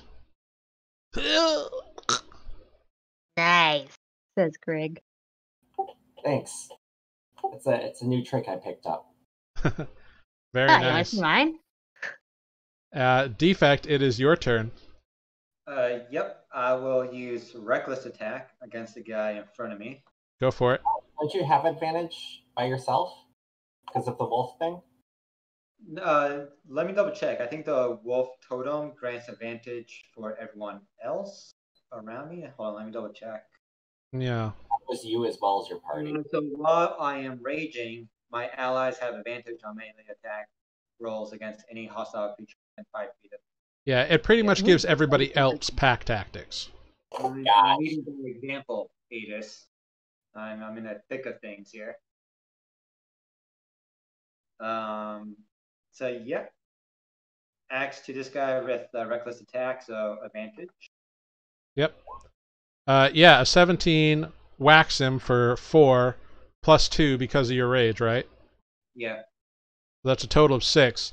You lay into him, thunk, right into the center of his chest, cleaving through his armor, and he is dead on the ground.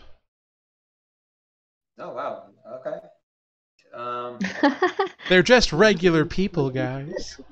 6 plus Regular 9. dude. Said that about the trees. I forgot that. They were regular trees for what they were. I will move up to the one Kaerlie is attacking, Okay. and we'll call out to Spoot to get into the game here. Okay. Kaerlie, it is your turn. Spoot. It sure is. And this worked so well before, I'm going to try this again. All right, he is going to attempt a dexterity saving throw. He rolls a 12. Aw, so sad. Yeah. So like you throw your conjured ice knife at him again, and it lands into him, and as it hits him, he goes and begins to fall over, and then it explodes, and shards from the ice just jab into the neck and like puncture the jugular, and just boom, like he's just. It's like he's been hit by like a mini landmine, and he is dead in the ground. Yeah. That's cool. Slumps into the bush. Grrrig, it is your turn. All right, Aetis, watch this. And Grrrig will pull out the little thing that Aetis had commented on before, bang on it a little, pull out a screwdriver, wiggle, wiggle, wiggle, click, and then this little tiny spider-legged thing that has like a mouth on it is gonna like pop up into life, spring to existence, and it will be making a There it is. make a force ballista. My Okay. little cannon. Excellent. Eldritch cannon. Yeah, little Eldritch cannon. I haven't thought of a name for it yet. Working on that. So it'll pop out, and it is going to do its force attack on the big scary. Yep. So go ahead and roll an attack roll for it. Yep, 16. Plus your spell Plus attack my bonus. Yeah. I need to generate this. Plus 5, so it's a 21. Yeah, it definitely hits. So it takes 11 points of force damage. Oh, it rolled it in there, did it? Yep. Yeah, there you go. Right at the top. Cool. So he takes 11 damage, and he is pushed 5 feet away from the cannon. Boom. Boom. So out of nowhere, this little thing props up into the bush, and right on the edge of the bush just kind of lines up and blasts away. Can you make me one of those? Nope, it's mine. Oh, okay. And anything else, Grrrig, or is that the end for you? No, that's it. That's all I got right now. All right. Next up is the captain, who like, oh, you'll regret that. We're gonna take you all out. But he is currently engaged with Mies, so he's going to kind of maneuver a little bit over to here and do his 3 attacks on Mies. Oh. Poor little guy. However, only the first attack hits for 5 points of damage. Spoot, it is now your turn. You kind of fade back in, and you're like, what's going on? And all of a sudden you realize that, oh shit, you're under attack.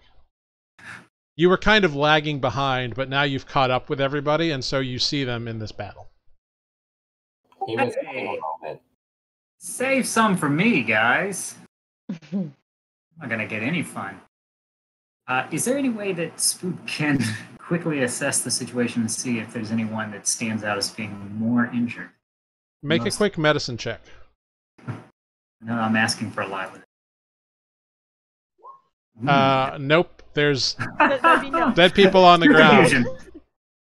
Like you've Not run a into chance. a battle, and you're like, what? Oh my god. All right. I will. Considering I'm facing straight ahead, I'm gonna say that I see the guy hit knees. Yeah, totally. I'm gonna see if I can close in on him, and I'm gonna kind of make a sort of a mad dash, as fast as I can. Mad lumbering. Yeah. And so I'm just gonna pull out my mace and whack this guy. Go for it. Make an attack with advantage. Try to strike him. A 7. Oh no. The first one. It must have hit twice. Yeah, a 20 will hit. Yep. So you thwack him for 4 points of damage. Hey, you big lummox. Own size. Next up is the Mighty Mies. The Mighty Mies will take his 2 attacks. Now that he's got some packed actus, they're straight rolls. First attack will miss. But the second attack succeeds for some damage to the guy. Bandits are up next. The bandit is going to line up a shot at Mies still. However, that's a 5 to hit, so he fails. This other guy is going to try once again to shoot Defect. That's a natural 20 on Defect. Ooh. For 7 Ouch. points of piercing damage, reduced to 3. I can take a guess. Is that the guy from the cliff? That is the guy Ah. from the cliff, yep. Oh, we're surrounded. But I think all the rest are dead, so that's their turn. Aetis, it is your turn. Alright, I'm going to run up within 30 feet of the captain. Yep. And I'm going to use the bonus action planar walker again Okay. for force damage. 15. A 15 will just hit. Ooh. So 7 force damage Yep. with an additional 8. Oh. So 11 force damage. An additional 8 or an additional 4? 4, sorry. Okay. Okay, great. So he takes 11 force damage. Fair of a difference. As once again, your arrow kind of like shoots and that magic coats it, and it pushes the arrow farther in, like, pooh! Defect, it is your turn. Run up to the captain here. Reckless attack. Go for it. Yeah, absolutely. For 9 points of damage. Kaerlie, it is your turn. Alright. I'm gonna aim that guy at our friend on the cliff here. That it won't let me select because How many Reasons? slots do you have, Kaerlie? the first two were first level. This is my second level slot. Oh, okay. Yep, he is in range, so he will attempt a dexterity saving throw. However, he rolls a 13, so he succeeds. He still gets damage. He takes damage on a success. He takes half damage. Takes half damage. Is it Because just the cold- is it just piercing, or is it just half of the cold?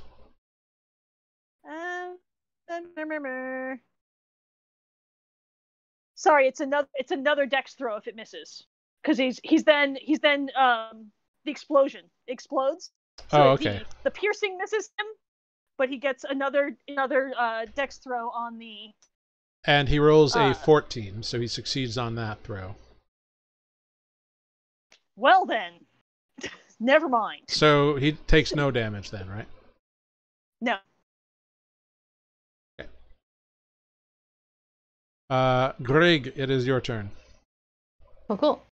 My Force Ballista is going to once again attack the big bad. So that's the attack roll. Total 19. Yep, that'll Damage hit. is 6. Yep. That will Great. absolutely And then hit. I get to launch a firebolt and go ha ha at that guy. Yeah, 23. 23 will absolutely hit that guy. That guy gets 5 fire damage. All right. Cool. So once again, your ballista shoots at this guy, smashes into him. Would knock him back, but Spoot is there. So Spoot, you see this guy just kind of like thump into your chest as this little walking cannon has like shot out some kind of energy. Thing's pretty interesting. So this guy is gonna be like, "You've taken out almost all of me crew. You're all a bunch of bastards. Retreat!" And he's going to disengage. and start running away. Spoot, it is your turn. Don't know if we hate these guys enough to chase them. You know what? It's unlikely to kill him, so I'm going to throw a little cantrip his way. Okay. Just as like a, yeah, you better get out of here and stay off the roads. All right. What are you casting? I'm struggling to find it on my sheet. We're level 3. Yes. I don't know. I was going to throw a cantrip at him, but it doesn't seem to exist. There it is. Sacred Flame. All right. Yeah. Some good damage finally. Oh my God, he rolled a 9. Good. Does he trip? No, but he takes 7 points of damage as you blast him with a little radiant fire spurt from Spoot. I'm going to say, well, my name is Spoot, and you remember that. I'm going to keep these roads safe. All right. The road cleric. Right. Yeah. I mean, yeah. Yeah. That's what I am. Mies is like, "Rah!" and chases after him because Good. that's what Mies would do. And he's going to make 2 attacks at disadvantage. He misses the first attack. Too bad about the second attack because one of them was a crit, but he still hits. He just only deals 4 points of damage instead of 4. Next up is the bandit. The bandit over here saw what Aetis did and is going to... Nope, not that one. Is going to fire his crossbow at Aetis. That's a 20 to hit. That just hits. Yeah, for 4 points of piercing damage. I am unconscious. Okay. Aetis falls in the bush, unconscious. Oh no. Just how much health I have. And the guy goes, "Yeah, that's what you need. That's what you get." And he starts running after his boss. The guy up in the top here is going to fire his crossbow at Kaerlie again. Damn it. That is a 22 to hit Damn. for 5 points of piercing damage. Cool. Joining you here in the unconscious. Okay. So Unfortunate, as I had the spell handy. so Kaerlie also falls suddenly, and the bandit's like, "We can take him, boss!"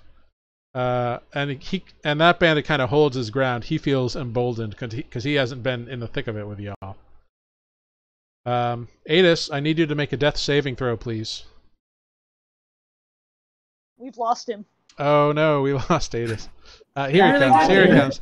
Aetis, I need you to make a death save. I'm here. I just don't want to be obnoxious and take a selfie on camera because that's just too much. All right. Oh no! Hey. Oh, Okay, no. that's 2 failures on Aetis. Wow. Oh no. Do I hear Who his death knows? rattle? You definitely saw him fall after a crossbow bolt shot him in the side of the neck, yeah. Who Okay. goes, oh, yeah. We're supposed to check that. Defect, it is your turn. Yep. So I'm gonna run 5, 10. As I pass by Spoot, I'm gonna say, "Go shove a berry down Aetis's throat." 15, 20, 25, 30. Aetis gave you all magical berries this morning. Oh, I was going to say, euphemism? And I'll block his path and attack. Go for it. Does he have advantage? Yeah, he Yeah. does. Oof. That's Wow. At 20. Ah. Nice. So that would be 16, 18 points of damage. As you cleave into this guy, he goes, "Oh, yeah, we're already running away." All right. Yeah, he looks really in rough shape now. That hurt him a lot. You've opened up his side, and there's stuff starting to spill out. It's not pretty. Ew. Kaerlie, I need you to make a death saving throw, please.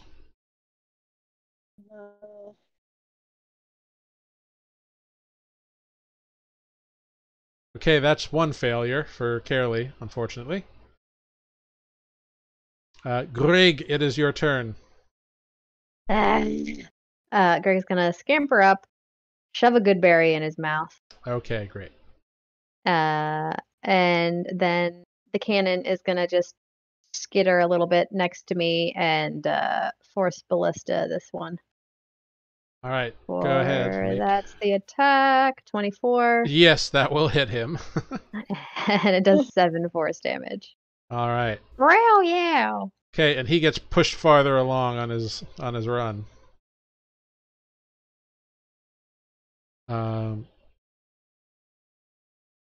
Cool. What do I have to roll for the good berry? I forget. Is it just 1? It just restores 1 hit point. Okay, that's cool. So, Aetis, you have 1 hit point. And you are no longer unconscious, but you are prone. The bandit captain is like, "Fuck all of you, you're all a bunch of bastards!" And he disengages. And he starts running off through the bushes. Kind of navigating his way through them, try to get away from you all. Spoot, it is your turn. Oh no. You do see Kaerlie unconscious on the ground right here nearby. I'm gonna take a step over to Kaerlie, and we've got Aetis is now stable. Yeah. Yeah, Aetis has 1. Yeah, Oh, you saw Grigg's conscious. hand shove a red berry down his throat. I'm gonna like fumble in my pouch trying to look for these. Where are these berries? It's in your other pouch. Oh, the other pouch. We're gonna say that I find the berry, and I'm gonna like try to carefully put it in her mouth, like us. Yeah. You know, do like one of those like kind of manually make her mouth move a little. Yep. So you feed her this berry, and as she swallows it, color returns to her cheeks. Kaerlie, you have 1 hit point. And you are no longer unconscious. I'm gonna go ahead while I'm here. I'm gonna give her some healing word. Okay. Yeah, it was your action to do the berry, so bonus action healing word. Bonus action healing word, yeah. Yep. And then I'll for 5. Like, I'm coming to you next, Status. Sorry. All right. Mies. Mies will follow the dude bro, because that's what good little kobolds do. Kill! 2 short sword attacks, disadvantage. Oh no! They are both natural 1s. Oh no. No voids. So hacking through this bush, Mies ends up getting falling prone in the bushes. Oh no. And also getting blinded by them. A branch like whacks him in the eye, and he's like, "Mies down! Mies down!" So he is prone and blind for the moment. My poor baby. The bandit looks at how you just like wailed into his boss, and he double moves and like runs off the map, kind of disappearing into the forest behind a tree up the way a little bit. Aetis, the other bandit is going to fire an arrow at Spoot. Or a crossbow bolt, rather. However, that's a 16. It bounces right off your shell. Thunk! Hey, I say.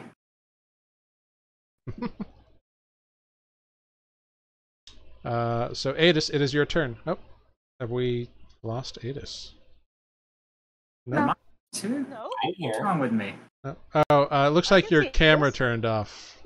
Yeah, we've lost video on Spoot, but we've Yeah. For some reason, we've lost video on Spoot. I'll try to work on that. I hate this. Well, I will stand up. good stuff.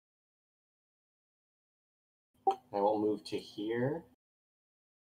You Me. on top of the dead guy. Well, he's dead.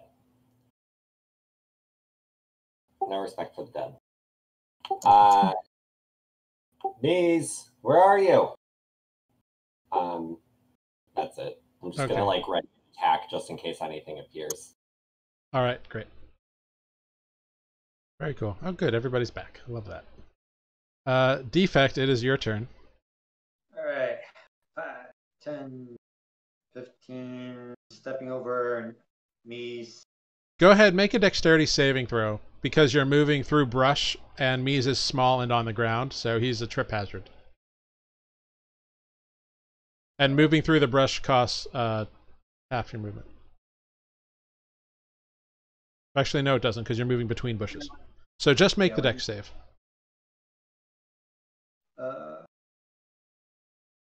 Alright. Oh no. Oh. So you're rushing after this guy in your rage and your relentless pursuit, and your foot hits something, and you hear a meh as you go falling prone into this bush here. A dog is on the screen, so does he get advantage? Unfortunately, no. We need some house rules like that, don't we? Yeah. No, because then all you dog having people will totally use that against me. Oh, there's only like 2 of them. I have a my dog. Is Yeah, his roommate's got a dog. All right. So Defect, how much of your movement did you use previously? Hold on, I'm sorry. I was right here before, right? Yeah, you used what, 25 feet before you tripped over Mies? 15. So here would be 15. I guess on Mies would be 20. Okay, so if you stand up, you'll have 5 feet of movement left. Which would be enough to get to here? Yeah. Alright. So reckless attack. And one more swing of the axe.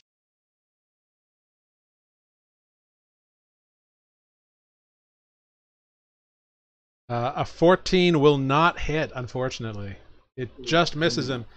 And he's like, like he heard your fall. He turned around, looked over his shoulder. He's like, and ducked the axe just in time. Okay, fair. Kaerlie, it is your turn. And stand up from prone. I shall stand up from prone. And I'll gonna take a step closer and we're gonna do some cure wounds on Aetis, who is under that dead guy. All right. Yeah. There he is. Aetis gets 6 points of healing, which is nice. Thank you. Very cool, very cool. Grrrig, it is your turn. Cool. Grrrig is going to move with my cannon over to here. And both my cannon and I are going to shoot at this one. So All right. That's Go for it. the cannon is a 25. Oh my god, it's a natural 20. Yeah, it is. Oh god, my dog just fell. Oh no. Oh no. It's the recoil from the cannon. So 7 plus So 14. another. I'm just going to Yeah, double, just double it. it. Okay, cool. Just in terms. We can turn it into an actual attack later. Yeah, no worries. And then I'm also firebolting. Well, your That's only cannon a 10. blasts the guy to smithereens. Like it just like Okay. Oh. he's been like shooting at you like very secure in what he's doing, and then all of a sudden he's just like blasted off and like thrown back into the woods and like does not get up again. Think missed.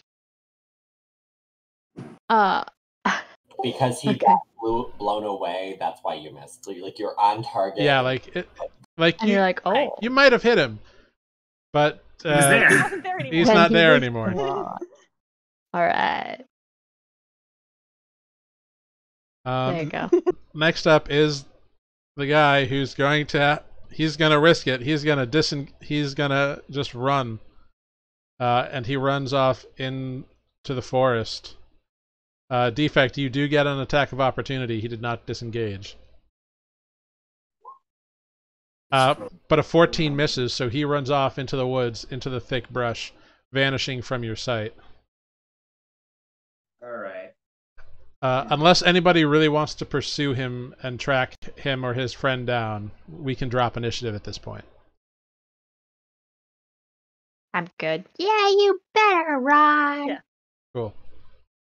Yeah, I'll help the mighty Mies to his. And I'll tell them, you earn my respect. Mies got hit in the eye by a bush. Mies not like bush. You totally gotta Yeah, say Bushes are the best.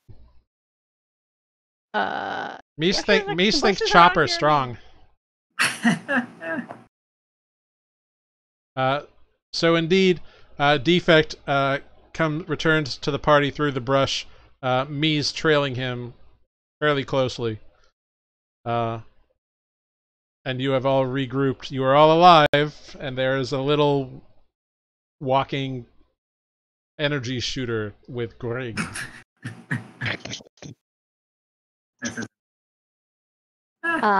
It's gonna like perch on my shoulder. For those who are interested there's the artwork for it. Nice. Ooh. It's very Oh, there's a Mad little Maxy. demon in there. It's just art. It's not like actually what it looks like, but it's just a representation. Yeah, someday I'll actually draw it or something. Yeah. Yeah, I'm gonna search the bodies. Yeah, go Cannon's for it. gonna hang out. It can stick around for an hour. All by right. the way. Cool. The cannon sticks around for an hour. Yep. Cool. Nice. 12 is the investigation roll for All right. searching So you bodies. start digging through them. I might have exploded one or two of them. Yeah, they're a little they're in rough shape, honestly. Most of them are. But you find that each of them has a scimitar and a crossbow, although one of the crossbows is broken.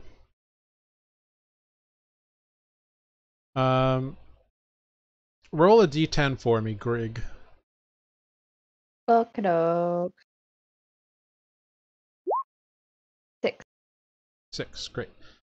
So you find 14 silver pieces Nice. on all of them. On each. In total. Okay. I got excited there for a minute. Yeah, I was know, very me too. excited. Yeah. Yeah. Well, Grrrig has definitely put that silver in their pocket unless anybody's stopping them. I don't think anyone saw it. Boom.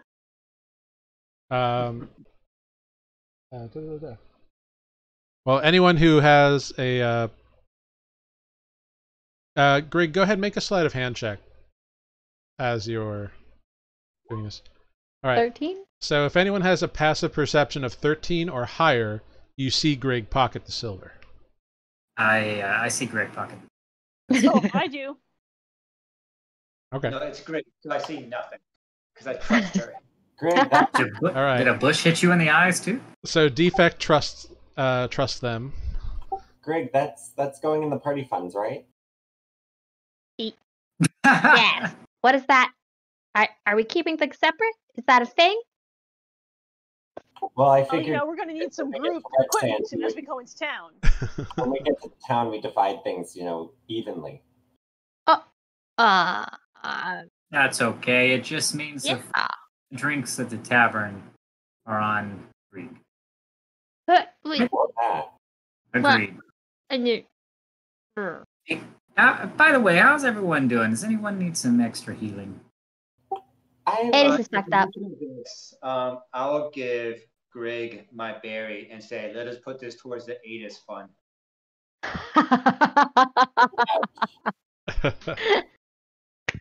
No, I Except don't Grrrig wanna, laughs like, I don't want to gain it.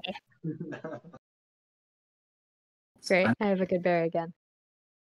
Yeah, so Defect opens up this little flap on the back of his hand and pulls out this little tiny red berry and flops it over to you.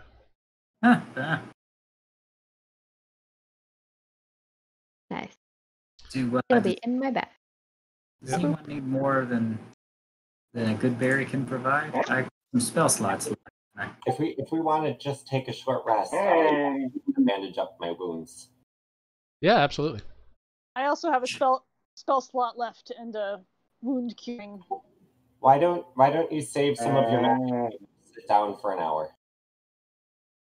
I think we can do that. I can keep watch if y'all need. I don't actually think I got hurt. Yeah. Sorry for lagging behind. These old turtle knees just aren't what they used to be.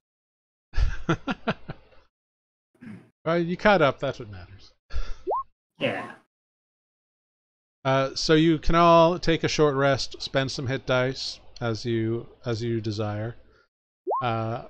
Mies is like covered with like stab wounds and whatever, but he just kind of like licks his hand and kind of like rubs the wounds and covers them up with like various scraps of leather and stuff, and kind of makes very rudimentary bindings, but doesn't seem to complain about it.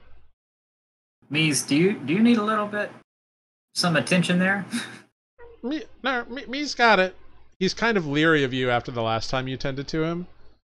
What did I do to him? You actually did quite well on him, and he's kind of not sure why. Like, he hasn't figured... Like, make an insight check. Oh. Spoot, actually. I was like, did I hurt you, Mies? So you get the feeling that he is...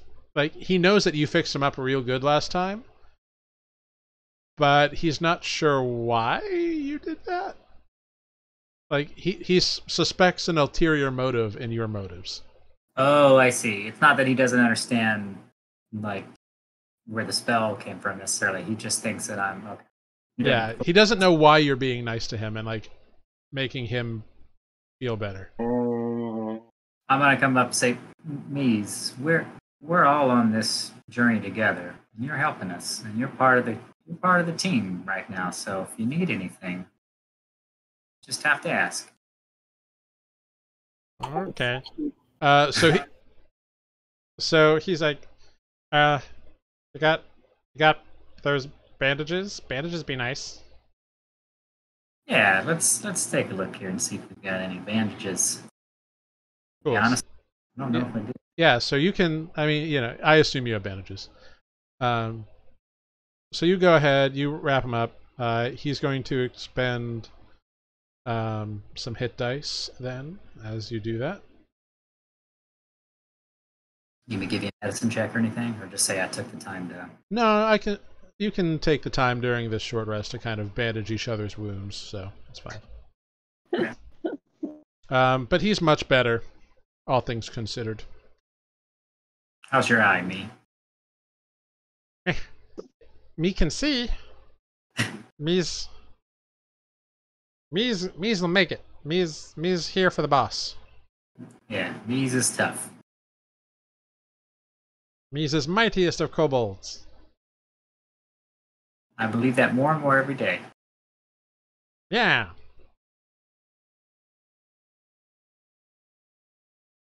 So, when boss get to boss's hole? Yeah, I don't know. Boss, you want to answer this question? I'm going to look at Aetis. I mean, we'll get back to, what was the city we started in? You started in a town called Sewell. Well, I mean, we should get back to Sewell after we finish this job. We just have to go to a different town first. And boss's hole is in Sewell? Or is in other town? he doesn't know the name of the town. So Yes. that was the DM coming through. My temporary home is in Stool. You're metagaming these. He is. Okay. He looks fairly like downfallen. He was very excited to like go to your hole, and now he's not going to your hole for a while. You're really. It's gonna be some emotional baggage with this land for a while.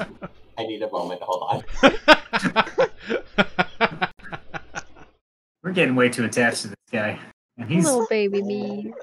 Yeah, There's gonna be is some phrasing not a separation thing we're doing anymore? Sorry, my mind's on other places. Yep. I mean, there's lots of towns and cities, so we're just going to one of them. Okay. Every single He seems resigned to his fate as like being part of you now. oh good. To his fate, I like that. Yep. Resigned. What Yeah. every party wants to hear about somebody in their group. Yeah. Yep. I mean, in fairness, we did captive him. Yeah, he did. That's Kaerlie. Ooh, brainwash me. Is that what you've done? You're gonna like give this guy some serious PTSD or something. Is he gonna be? Are we gonna be able to release him to the wild after this? Stockholm syndrome. We'll find out. You're gonna what was it? Project K Ultra. You're K Ultraing this kobold. That's what it is. Project Kobold Ultra. So. Oh, I don't like this. Oh no. Episode name. Right. I'm just like imagining at some point we're gonna see like a group of goblins or kobolds playing in a field, and we're just gonna go join your friends. Yeah, that's how this will end. Happily and peacefully, I'm sure. Or it's gonna be like Old Yeller. That's gonna cut you off right there. Yep. All right. Okay. So you all take your rest. You feel a little bit better. And you carry on for the day. I'm gonna assume my Indeed. cannon is gone. Yes, your cannon has cleared itself. It has vibrated Gone away. to sleep. You march for the rest of the day. No problems occur for the rest of the day. So you can go ahead and set up some camperage. Cool.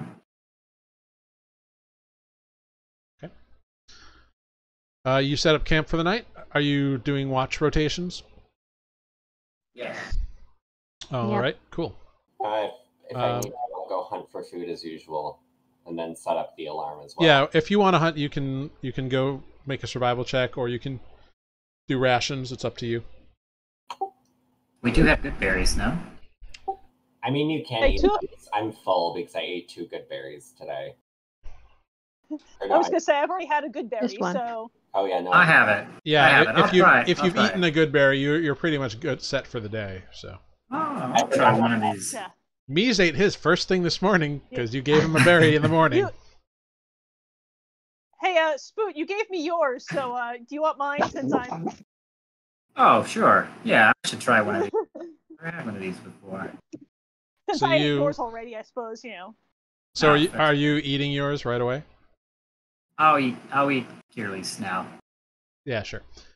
So you pop it in, and you feel 1 hit point better, and you are full for the day. Okay. And you're like, oh, that was actually, yeah, that was good. No, It feels like you get the feeling like you almost overate, but you know, it's not painful. Okay. Mies, Now are I you need a nap. Greg decides to try it too.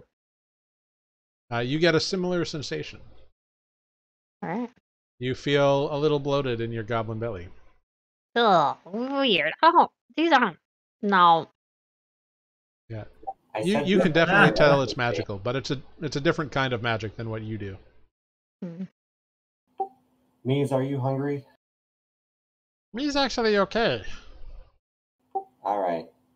but Me's will eat more if you have more food for Me's. I'll go get something in the morning. Oh, okay. There comes a point in the evening where... do you have any spell slots left, Aetis? I didn't have any spell slots today. Okay. When Aetis creates new berries and it passes them out to you all, and you realize that any berries that you didn't use before are gone. I see. They just turn into raisins. Yeah. And nobody likes raisins. Good raisins, though. Nature's candy. Yeah, that's Raisins pure ruin propaganda, but all right. Raisins are propaganda, and don't forget it. Fantastic. Great. So the evening comes, you set up your watches. Nothing bothers any of you throughout the evening, so you all get a nice full rest. Full evening's rest, which is exciting and fantastical. Long rest. Yeah, full long rest. It's all good. So I'm gonna give each of you 2 good berries, and then I just take one, and Mies takes one. Okay. Great. And then I explain to Mies it's only for emergencies. If someone is bleeding out, you put the berry in their mouth. Me's got it. I pat him on the head. I am a little uncomfortable with the head patting, but He kind of makes a little like kind of noise. fair enough. I would too. Yeah. So you have petted the mighty Mies. Well done. Okay. That's kind of gonna back to bite you in the ass. Well, He's you never not know. Pat. I just want you to know that he went from being in my monster file to being into my named NPCs file. So, well done. Success. You have successfully encountered the thing. All right. So the next day goes by without any sort of problem or interaction. You do come across a caravan, actually, but they are going the opposite direction. They are heading east, away from Redsand. Yeah. Shoot it! Shoot it! What? It Yeah, is what are they a 5 Oh, wagon caravan, plus there's about 8 or 10 horse riders as well. So you kind of pull off to the side of the road to let them go by. It appears to be mostly humans, and they all kind of like nod. Some of them are heavily armored and kind of watch you all suspiciously as they pass, but they don't harass you. Their eyes linger over those of you who are not human, or human looking. Yeah. I make my sarcastic Hello, goblin face. folks. Good travels on the road today, I hope. Blessings be with you. One of the horse riders kind of stops and looks at you as you say the Spoot and says, "And to you as well. Thank you, sir. We appreciate that you pulled off to let us pass." May the road be long. Indeed. Travel safe. And he kind of, yeah, and runs up after the caravan.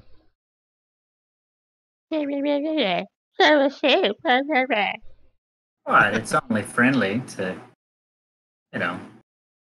be polite to fellow travelers on the road.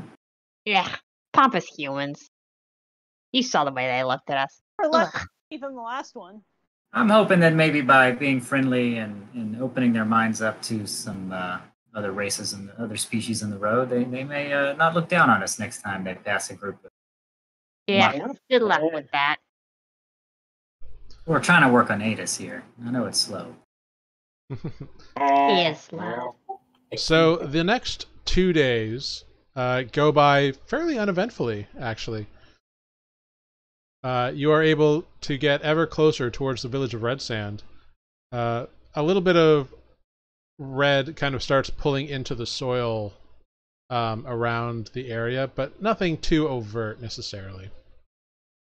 However, on the evening, or in the afternoon rather, of the third day of travel, or fourth day of travel, along the road, you come across something rather strange. It appears to be a little, like, gate in the road. Like in the middle of the road or off the side of the road? Or, I'm sorry, I misspoke. It is not a gate. What it It's a is... dragon. No. Strawberry! Ignore the gate. The gate is a lie. But what about the cake? The cake is always a lie. Oh, but I like cake. It's a good berry cake. Aetis, you see something kind of glowing off to one side of the road.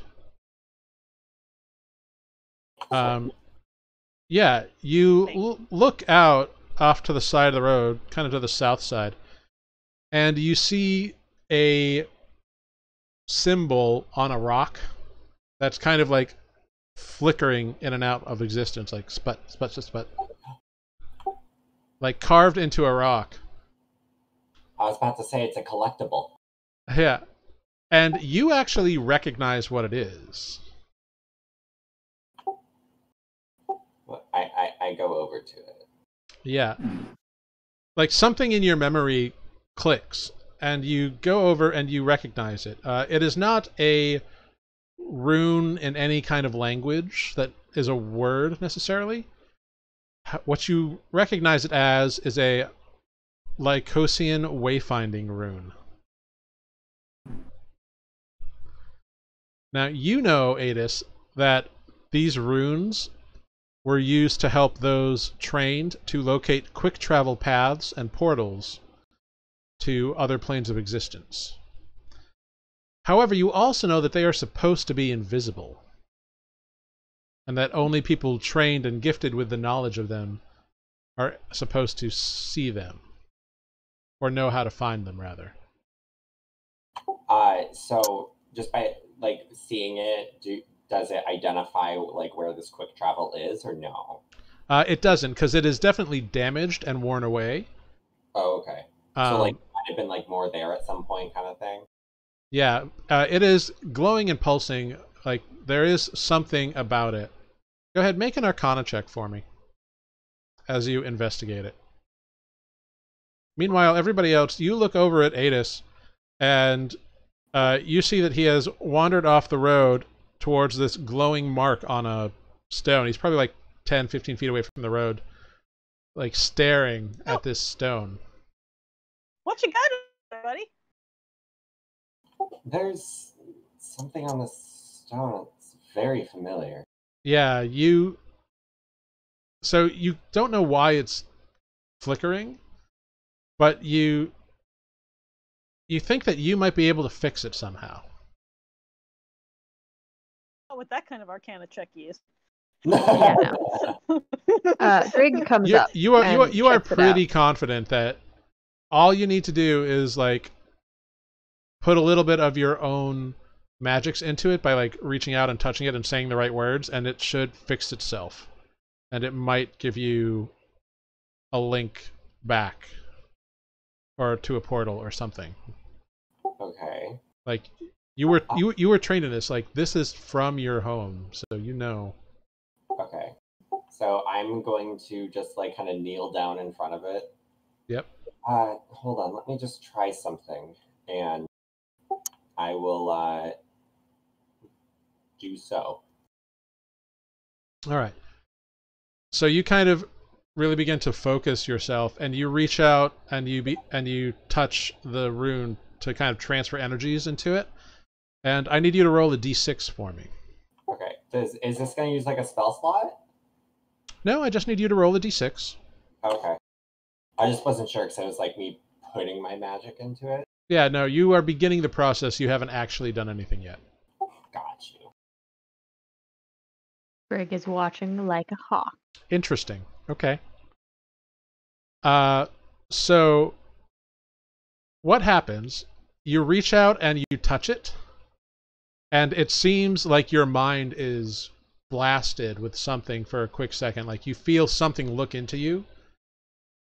And you are blasted back 10 feet, and a spiraling, shimmering pink and purple and blue portal appears in the fabric of reality. I need you to roll a d20, please, Aetis. Anxiety. Hold on.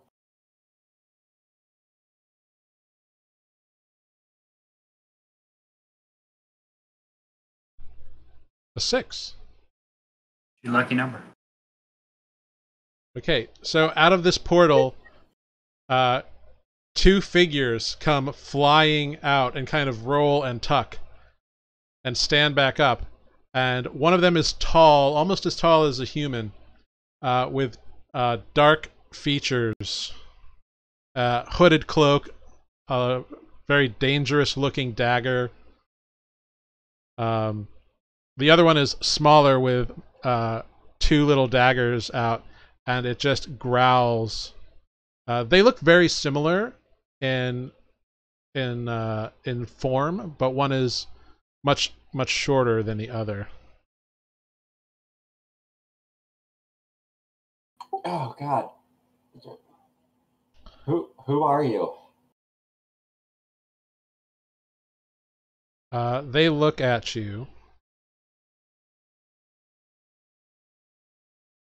And he does not speak to you. Or it looks like he cocks his head, the tall one. And doesn't really know what you're saying. And he speaks in Elvish. Back to you, says, "What do you say? What is it you speak?" Can I help? Speak You don't Elvish. speak Elvish? I can help translate. Primordial. I can help translate. I speak. So I speak those Elvish. of Wanna know you what who you're speak saying. Elvish understand what he says. I'll who's standing closest? That's how we'll decide. Who's standing closest to Aetis? Is it me or Kaerlie? You guys are next to each other, so it's up to you. Yeah. I'll whisper to him. He said, "What do you say?" I don't think he speaks common. He's speaking Elvish, by the way. Oh. Where is this? Yeah, he wants He to know. wants to know where we are. I don't know where we are. Why did you pull us from our home? I'm sorry, I didn't mean to. I tried to fix the marker on the stone. Does he speak Elvish? He is speaking in No, I Elvish. think we're translating. Yeah. What Does Grrrig hear all stone of this? marker? The translations. That it's on the rock. It's from my clan.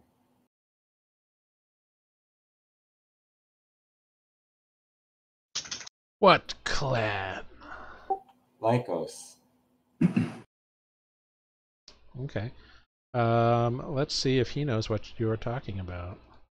We'll say that Kaerlie's translating because I'm going to defer to her. Elvish is much stronger than mine is. Okay. But here's a question, Kaerlie: do you say the translations out loud so the other party members hear? I do not know this, Lycos. What is this purpose? Speak, Quack. We used to guard the planar portals. I was just trying to fix the marker, and I appeared to have put a bit too much into it. Currently translating for everybody to hear. Sure. Because this is fascinating. He just kind of growls and hisses at this. Once you translate it. The smaller one kind of pipes up, also in Elvish. These ones are useless. We should take care of them. What? What are you talking about? Do you speak Elvish? No. Okay. What Kaerlie's been translating. Yeah, we're skipping. Before you can translate, the taller one like shushes him, the little one. And he's like, "We don't know enough yet." can't lean on my So, quarterstaff while I continue if you- to translate. He kind of like walks over to Aetis. If you are a portal guardian, what plane are we on?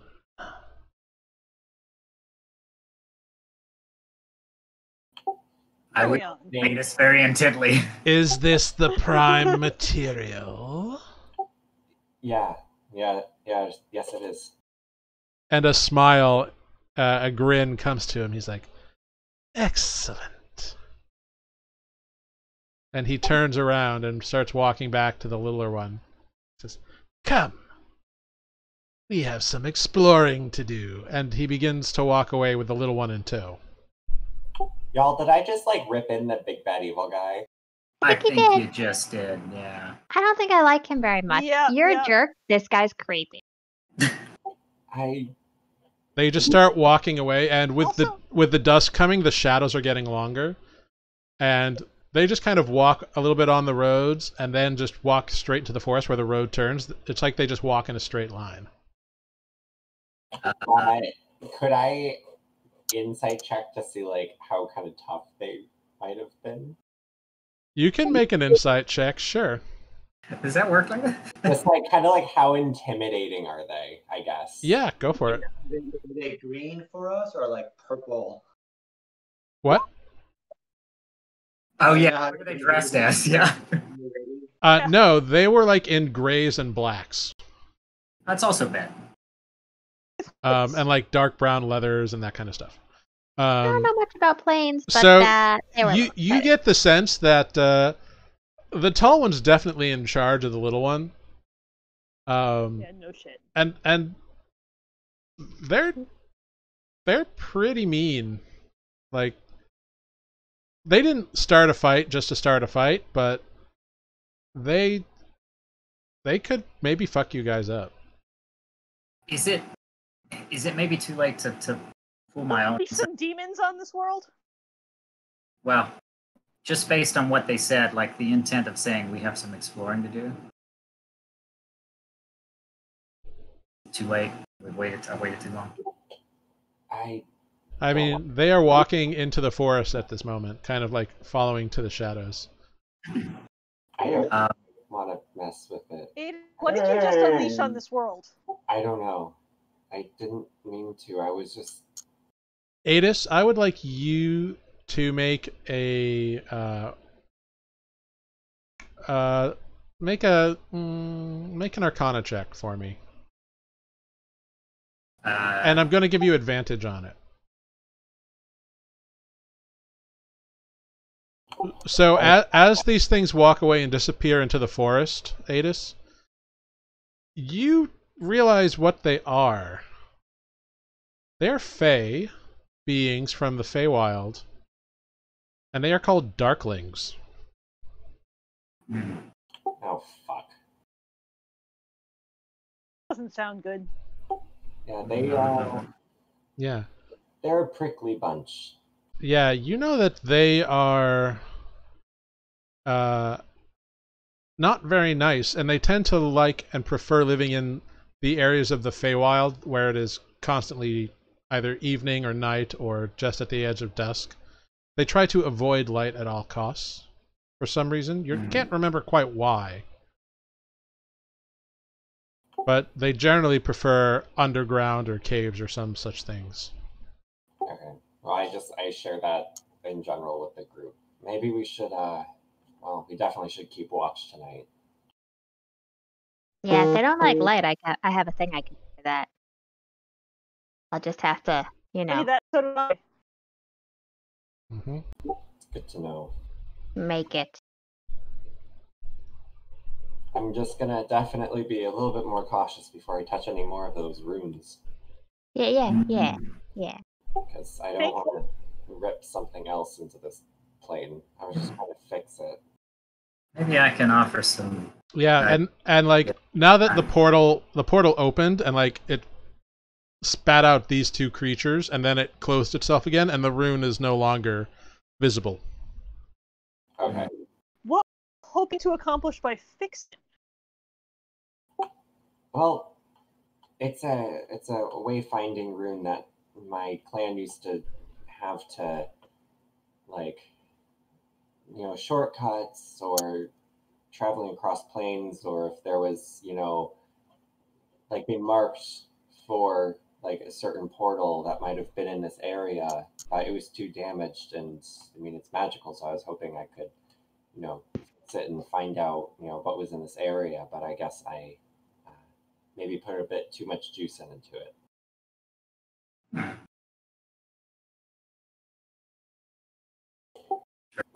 Yeah, it was damaged because it's been a while since any of my clan have been around. Here, come here. Can you draw more of these runes? Like, are there others, or they all look the same? Show me. Oh, okay. So I'll start trying to draw them. There are many of them. You know probably about the 15 most basic ones. But, like, there are some that, because each one had, like, directional coordinate, had, like, a direction to go, approximately how far to the next marker, what plane it went to. So there's a lot of variation in each marker. You know, like, the basics to like, the 6 main planes. So the 4 elemental planes, and then the Shadowfell and the Feywild. Okay.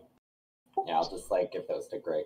This is... Yeah, so you know about, like, essentially two per of those planes, and then an additional 2 of the Feywild, because you studied that one a lot. Okay. Yeah, these are the markers that I know. I didn't learn all of the others because each one stands for something different plane, different direction, different distance. Sure. Could Grrrig, like, see any pattern or anything in, like, the ones that, like, decipher them at all? Because you say there's a couple per plane. Yeah, make an Is there any intelligence sort of- check, Grrrig. Okay, great. But, you know, being able to do this with Only these an 8. portals... Okay, with an 8, you can't. It's not. They're not arcane runes, so it's like a totally new thing to you. It's not like a language you've ever seen before. So you really have no basis upon which to pick up similarities at this point. And they all kind of look very similar to you. Cool. You get the feeling that you would need to study a lot more than just this one casual lesson. Mm-hmm.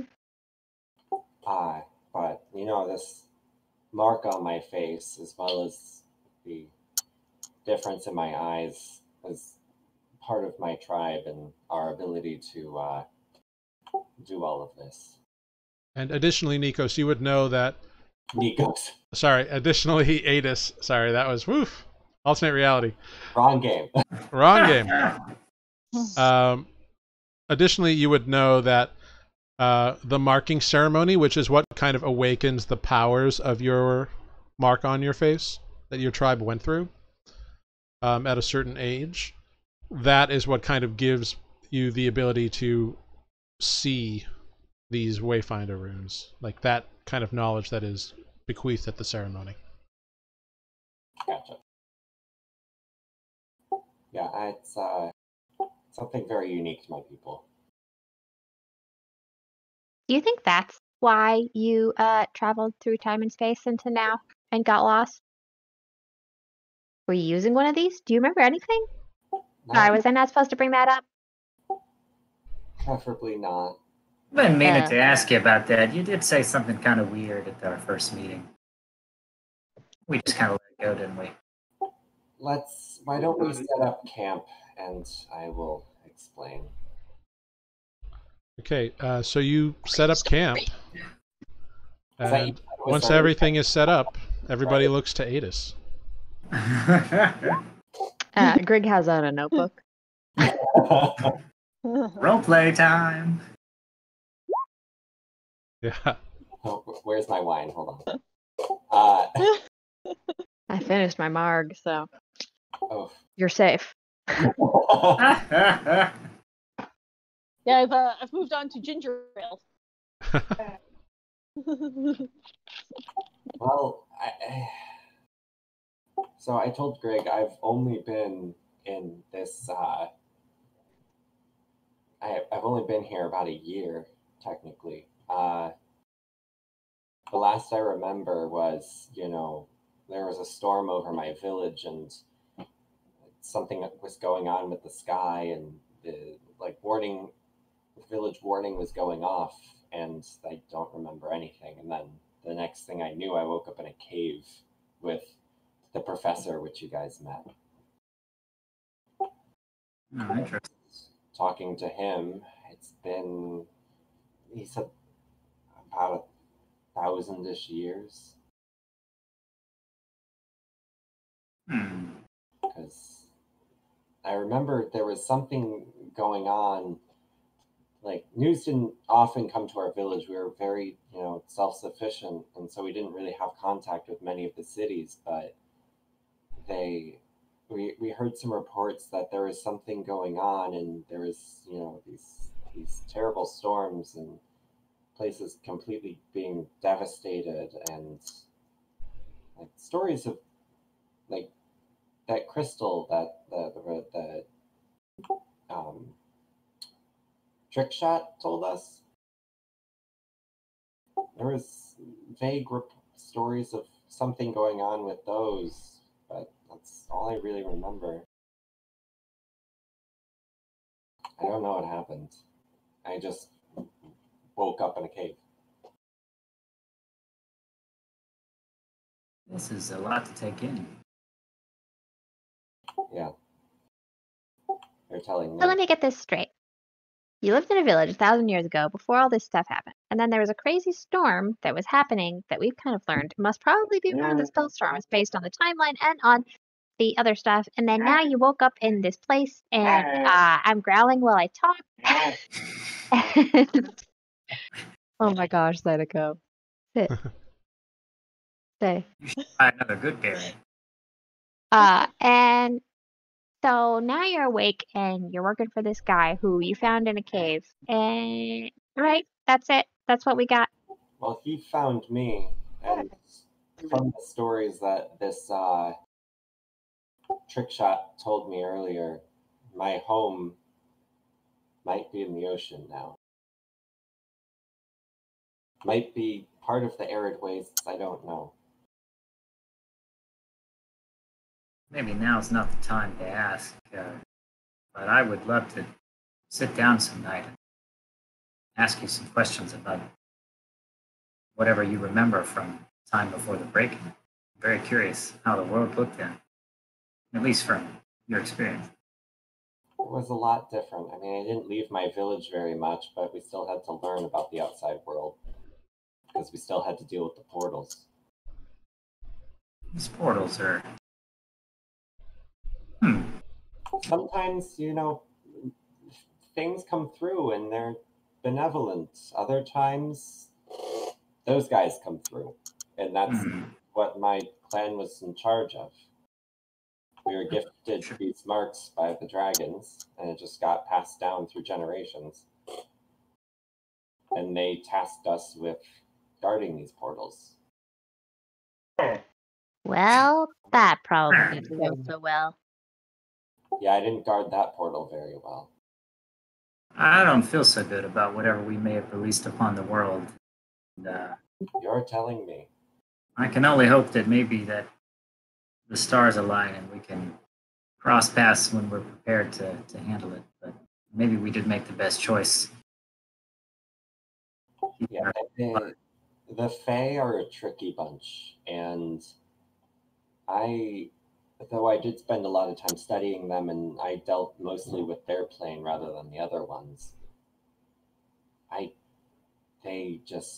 you never know where you stand with them. And they can take your name, and it's not fun. What does that mean? Take your name? Never give them your name. Oh, that's good to know. Mies, did you catch that? Don't tell them your name.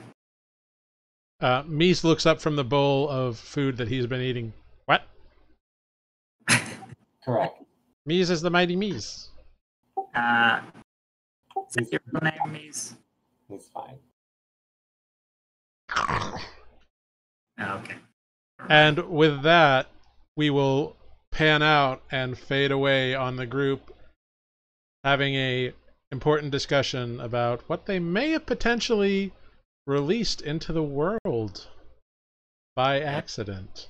It's gonna come in. I never thought I would be the cause of the BDG. Well, you never know what's gonna happen here. But I don't trust the Fae, like, ever. Well, that's understandable. Well, thank you to everybody who tuned in and watched us tonight. We appreciate it. Hope you had a good time. Everybody can go around and do a quick little outro goodbye while I see if there's anybody that we could raid. Why don't we start with Aetis, the cause of and solution to all Fae problems? Solution? I don't know. I don't know about that. Yes. Inciting incident. This is a good point to point out that I'm half Fae. You have Fae ancestry. That's different. Not And she good. knows all of our names. No. But yeah, so thanks for watching, guys. If you would love, well, I would love for you guys to check out my friend's podcast called Why Though. It talks about sociopolitics.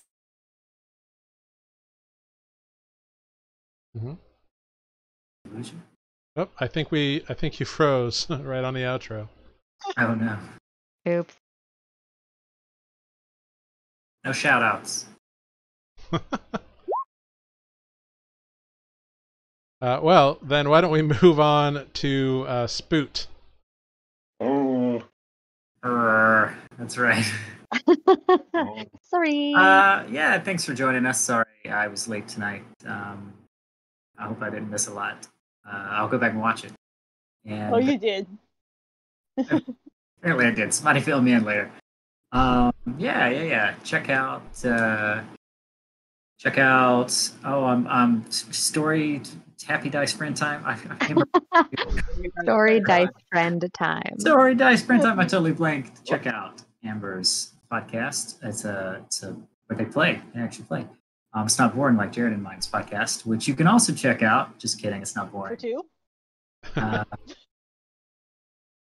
yeah, so thank you for watching. Catch y'all next week. Great. And how about Kaerlie? Other than everyone here. So thanks for watching. And yeah, listen to all of their podcasts. Grrrig. Cool. Thanks for the Story Dice Friend Time shout out. My shout out this week is Isaac Edwin, who does our theme, who wrote our musical theme for the podcast. Just put out a new album. He's a really great musician. It's called Permanent Population. You can find it on Band. Very cool. And Defect. Thanks for watching, everybody. No other plug than what was already mentioned. So check those out, and we'll see you next week. All right, and I am Jared. I've been your Dungeon Master. By all means, feel free to follow us on Twitter and Instagram at Nuuli Forged.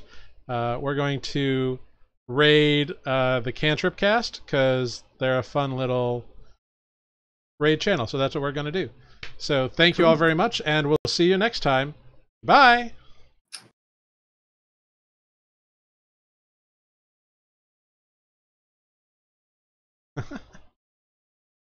I just realized I didn't actually say middle of an adventure. Oh well, I'm terrible at plugs, obviously. Oops. Ruined It's it. funny I'm sorry. listening to them Hey. being behind, and I'm like, oh hey. Yeah, it- no, it was great. You were all fantastic. We did. Sadly, we lost Tanner right